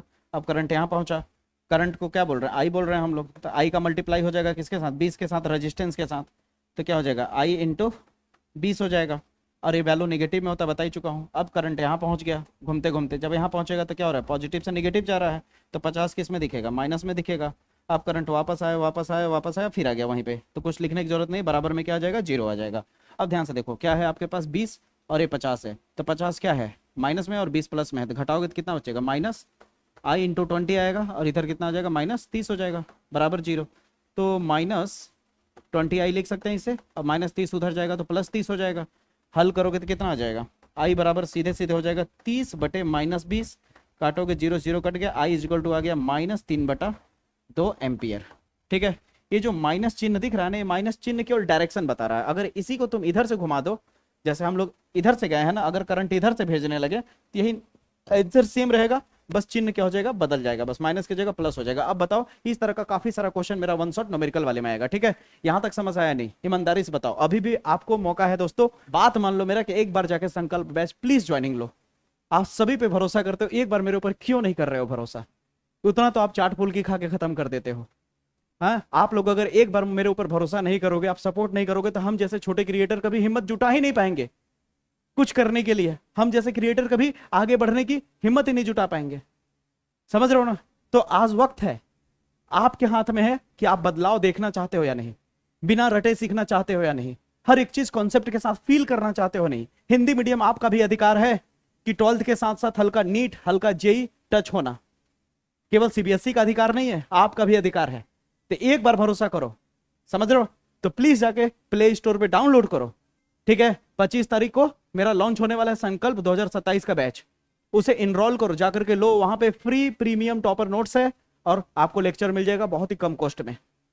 उस टॉपर बैच के साथ साथ, संकल्प 2027 के बैच के साथ साथ आपको क्या मिल जाएगा, premium topper notes with solution 5 साल के पीवाईक्यू के साथ मिलेगा। कहीं भी बिना रटाए पढ़ा रहा हूं, अब मजा आएगा, सोचो। ठीक है, पूरा डिटेल में बताया जाएगा चीजें। यहां तक क्लियर हुआ आपको? कोई दिक्कत? कोई दिक्कत नहीं। अब चलते हैं हम लोग व्हीटस्टोन सेतु यानी व्हीटस्टोन ब्रिज की तरफ। अब दोस्तों बात करते हैं व्हीटस्टोन ब्रिज की। यहां पे व्हीटस्टोन लिखा हुआ है, क्या लिखा है? व्हीटस्टोन सेतु यानी व्हीटस्टोन ब्रिज की अगर बात करें तो बहुत ही वायरल, अब बहुत ही पॉपुलर क्वेश्चन मान सकते हो इसे। बोर्ड एग्जाम में किसी न किसी सेट में पक्का देखने को मिलता है। इस पे न्यूमेरिकल भी पूछा जाता है, न्यूमेरिकल वाले सेक्शन में बताऊंगा। ठीक है, व्हीटस्टोन सेतु यानी व्हीटस्टोन ब्रिज होता क्या है, यहां से ज्यादा बेहतर मैं आपको खुद बना करके दिखाता हूं, फिर इसको एक्सप्लेन करता हूं। ठीक है, ध्यान से समझना। जैसे मान लो व्हीटस्टोन ब्रिज का काम क्या है समझो पहले। मान लो सपोज दैट यहाँ पे एक प्रतिरोध है इस तरह, ठीक है, एक प्रतिरोध इधर की तरफ है, एक प्रतिरोध इधर की तरफ है, एक प्रतिरोध इधर की तरफ है। ठीक है, समझते जाना, पूरा खेल समझ में आ जाएगा। ये हो गया। अब यहां से मान लो हम लोग एक बैटरी लगा देते हैं। क्या लगा देते हैं? बैटरी, देखने के लिए करंट कहां कहां से जाता है। मान लो करंट इस तरह से आई गया, यहां से करंट आई गया, करंट यहां से आई गया, गया ना। अब यहां पे हमें चेक करना होगा कि अगर मैं बीच में एक और वायर इस तरह लगा दूं तो क्या करंट यहां से बहेगा या नहीं। ठीक ना, आप यहाँ पे गैल्वेनोमीटर भी लगा सकते हो। ठीक है, क्या लगा सकते हो? इस तरह गैल्वेनोमीटर क्या होता है, छोटी से भी छोटी धारा अगर यहाँ से गुजरेगी तो गैल्वेनोमीटर पकड़ लेगा कि धारा यहाँ से बह रही है। ठीक है, तो कैसे पता चलेगा? अब देखो कैसे पता चलेगा कि इस वाले लाइन में कब धारा बहेगी और कब धारा नहीं बहेगी। ठीक ना, ये मान लो अटैच है, ठीक ना, स्विच है ऑन ऑफ करने का। ठीक है, अब मेरी बात समझना, हम लोग पहले ही पता लगा सकते हैं कि यहां से धारा गुजरेगी या नहीं। कैसे पता लगाएंगे? देखो, व्हीटस्टोन ब्रिज में व्हीटस्टोन ने क्या कहा कि अगर मान लो यहाँ पे सपोज दैट 4 कूलाम का तुम्हारे पास प्रतिरोध है, 4 ओम का प्रतिरोध है, यहाँ मान लो सपोज दैट 8 ओम का प्रतिरोध है। ठीक है, कितना है? 8 ओम का प्रतिरोध है। यहाँ मान लो 1 ओम का प्रतिरोध है, यहाँ मान लो तुम 2 ओम का प्रतिरोध है। तो कहता है कि तुम इन दोनों का अनुपात निकालो। अनुपात का मतलब होता है इसका और इसका तुम रेशियो निकालो। रेशियो का मतलब बटे, तो 4/8 करोगे, हाँ या ना। उसी तरह इसका और इसका रेशियो निकाल लो, 1/2 करोगे, करोगे कि नहीं? अब इसे काटोगे तो कितना आ जाएगा? 1/2 आया कि नहीं? इसका मतलब इन दोनों का रेशियो, अगर मैं इसका नाम दे दूं P, इसका नाम दे दूं Q, इसका नाम दे दूं R और इसका नाम दे दूं S, तो तुम कह रहे हो कि PQ जो है वो बराबर है किसके? RS के। अगर यहाँ के दोनों प्रतिरोधों का अनुपात और यहाँ के प्रतिरोधों का अनुपात अगर एक दूसरे के बराबर हो गया, क्या हो गया? एक दूसरे के बराबर हो गया, तो 100% यहां से धारा फ्लो नहीं करेगी। अब कहोगे क्यों सर जी? जब ये अनुपात बराबर हो जाता है तो यहां का विभव, शुरू में याद करो बताया था मैंने, जब अगर विभव में अंतर होगा तभी धारा बहेगा, अगर विभव में अंतर नहीं रहेगा तो धारा नहीं बनेगा, बहेगा। याद करो वाला पानी वाला, याद है ना, हाइट में डिफरेंस होगा तभी पानी गिरेगा एक तरफ। उसी तरह यहां का विभव और यहां का विभव क्या होता है? एक बराबर हो जाएगा। जब अनुपात बराबर होगा तो यहाँ का विभव और यहाँ का विभव क्या होगा, बिल्कुल बराबर हो जाएगा, यानी इन दोनों के बीच में विभव में अंतर नहीं रह जाएगा। क्योंकि अगर मान लो सपोज दैट यहाँ पे 10 वोल्ट हो जाए, यहाँ भी 10 वोल्ट हो जाए, तो क्या विभव में कोई अंतर हुआ? नहीं ना, सेम हो गया। तो विभव में अंतर कब नहीं रहता है? जब अनुपात बराबर होता है। और अगर अनुपात बराबर नहीं रहा, मान लो सपोज दैट यहाँ 2 की जगह 3 हो जाए, तो यहाँ 1/2 आएगा, यहाँ 1/3। अब ये बराबर नहीं है, तो यहाँ पक्का करंट बहेगा। और करंट क्यों बहा? क्योंकि विभव में अंतर आ जाएगा। रेशियो बराबर नहीं रहेगा तो विभव में अंतर आ जाएगा। मजा आया ना, फील हुआ ना? कोई भी तुम्हें व्हीटस्टोन ब्रिज बहुत कम ही लोग ऐसे फील करा के समझा पाएंगे। ठीक है, अब यही बात यहाँ पे लिखा गया है, ध्यान से देखो। कह रहा है कि व्हीटस्टोन सेतु में वैद्युत परिपथ होता है जिसका उपयोग किसी अज्ञात प्रतिरोध, यहाँ पे अज्ञात प्रतिरोध को ज्ञात करने के लिए किया जाता है। इसके वजह से यहाँ का भी निकाल सकते हो, ठीक ना, ज्ञात करने के लिए किया जाता है। ठीक है, यह परिपथ 4 प्रतिरोधों से बना होता है जिसमें x अज्ञात होता है। जब सेतु संतुलित हो जाती है, यानी ये दोनों एक दूसरे के बराबर हो जाता है, तो गैल्वेनोमीटर में धारा नहीं बहती है। ठीक है, तथा इसका अनुपात एक दूसरे के संबंध में इस तरह दर्शाते हैं। ठीक है, यही है व्हीटस्टोन ब्रिज। उपयोग देख लो, क्लियर हुआ या नहीं? ये है व्हीटस्टोन ब्रिज, समझे? यहाँ पे जो मैंने एक्सप्लेनेशन दिया उसको भी तुम लिख सकते हो बना करके, कोई दिक्कत? कोई दिक्कत नहीं। अगर ध्यान से देखो तो विद्युत धारा वाले चैप्टर में लगभग हम लोग सब टॉपिक को क्लियर कर चुके हैं। ठीक है, हर एक टॉपिक को क्लियर कर चुके हैं। ठीक है, प्रतिरोध क्या होती है, विशिष्ट प्रतिरोध भी बता ही चुका हूं। R = क्या होता है, L/, ये होता है।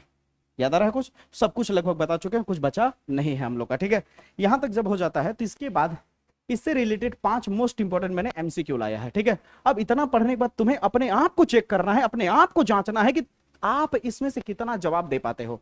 जैसे किसी चालक में धारा लिखा ना, किसी चालक में धारा किस कारण प्रवाहित होती है? विद्युत क्षेत्र की वजह से, तापमान की वजह से, दाब की वजह से, घनत्व की वजह से। यदि किसी चालक की लंबाई दोगुनी कर दी जाए तो अनुप्रस्थ काट का क्षेत्रफल क्या हो जाएगा? ठीक है, सिंपल सा क्वेश्चन है। तो ये सारे क्वेश्चन जितने भी है इसे आप लोग HW समझोगे, ट्राई करोगे। क्या करोगे? ट्राई करोगे। ठीक है, कोई दिक्कत वाली बात नहीं है। जैसे आपको लग रहा होगा कि बड़ा डिफिकल्ट है, कुछ नहीं है। कह रहा है कि एक तार था, मान लो तार की लंबाई L थी, क्षेत्रफल A था, और कह रहा है अगर तार की लंबाई 2 गुनी कर दी जाए तो बताओ प्रतिरोध पे क्या फर्क पड़ेगा? बहुत सिंपल है, ये सब न्यूमेरिकल वाले हिस्से में बहुत जल्द चलेगा। ठीक ना, तो इसमें घबराने वाली बात नहीं है। ठीक है, इसे आप ट्राई करोगे। उम्मीद करता हूं इस वीडियो में आपको ये चैप्टर एकदम स्मूथली, हर एक डेरिवेशन, हर एक कॉन्सेप्ट एकदम आराम से मक्खन की तरह एकदम क्लियर हुआ होगा। और अब आपको इंतजार करना है केवल इसके न्यूमेरिकल का। बहुत ही जल्द इसका न्यूमेरिकल वाला पार्ट आ जाएगा और तबाही मचाएंगे उस पर भी। तो फिर से एक बार विनम्र निवेदन करता हूं कि आप संकल्प 2027 वाले बैच को प्लीज इनरोल करो। एक बार मेरी बात मानो, अगर आपको मजा ना आए तो आप मेरे को कॉल करके पैसा रिफंड कर लेना, लेकिन एक बार मेरी बात मानो, उसमें बहुत बहुत ही ज्यादा मेहनत किया हूं उस बैच के लिए। ठीक है, बहुत सिंपल सी चीज मैं बता देता हूं कि जो संकल्प है ना, संकल्प 2027 के बैच में चैप्टर वाइज पूरी चीजें कॉन्सेप्ट चलेगी, और जैसे ही चैप्टर खत्म होगा तुरंत उस चैप्टर में, इस चैप्टर से कितने 5 साल के PYQ में कितने क्वेश्चन इस चैप्टर से पूछे गए, उन सारे क्वेश्चन को बताया जाएगा। फिर अगले चैप्टर पे बढ़ा जाएगा, फिर 5 साल का PYQ, फिर अगले चैप्टर पे बढ़ा जाएगा, फिर 5 साल का PYQ। इस सीक्वेंस में चलेगा, हर तरह के क्वेश्चन, हर लेवल की चीजें, और आपको 90+ का टारगेट दिया जाएगा, यानी हर हालत में आप 90+ कैसे कर सकते हो स्कोर, इसका मास्टर प्लान बताया जाएगा, PYQ सॉल्व कराया जाएगा, चैप्टर वाइज लेक्चर आएंगे। और सबसे मजे की बात, आपको फालतू बकवास वाले लेक्चर से नहीं मिलेंगे कि 3 घंटे के लेक्चर है, 3 घंटे के लेक्चर में 2 घंटे के लेक्चर में आधे घंटे की काम की चीज है केवल, अब बाकी सब कमेंट बाजी ये सब वो सब वाला नहीं होगा इस चैनल पे, समझ रहे हो? बस एक बार आप भरोसा करो और अपने फ्रेंड सर्कल को भी बोलो। समझ आई मेरी बात है? अगर आप लोग जरा सोच के देखो कि आप लोग अगर हम जैसे छोटे क्रिएटर को अगर अभी सपोर्ट करोगे तो हिम्मत जुटा पाएंगे बेहतर करने के लिए, फोड़ने के लिए। एक बार तो मौका दे सकते हो, उतना तो आप नॉर्मल जितना कॉस्ट है ना मेरे भाई, उतना नॉर्मल आप कहीं जाके बैठ के खा लोगे। एक बार उतना मोबाइल में 1 महीने का रिचार्ज डलवा लोगे, उससे ज्यादा तो नॉर्मल एक बार भरोसा कर सकते हो। और ये भी सोचो कि अगर आप 25 से लेके 1 तारीख के बीच में अगर इसे लेते हो तो आपको प्रीमियम टॉपर नोट्स 5 साल के PYQ के साथ मिल जा रहा है। ठीक है, और बाकी आपको फ्री टॉपर नोट्स दे दिया है मैंने। समझ आई मेरी बात है? और इतना यूनिक है कि अभी तक आपको इस तरह का टॉपर नोट्स कहीं देखने को नहीं मिलेगा, सोच के देखो। ठीक है, और अभी तक कोई अगर ऐप इंस्टॉल नहीं किया है तो प्लीज जाओ प्ले स्टोर पे विजय सर 24 सर्च करो और उसे इंस्टॉल करो, और रेटिंग भी दो कि आपको कैसा लग रहा है मेरी पढ़ाई। ठीक है, मुलाकात करेंगे अगले वीडियो में, तब तक के लिए जय हिंद, जय भारत।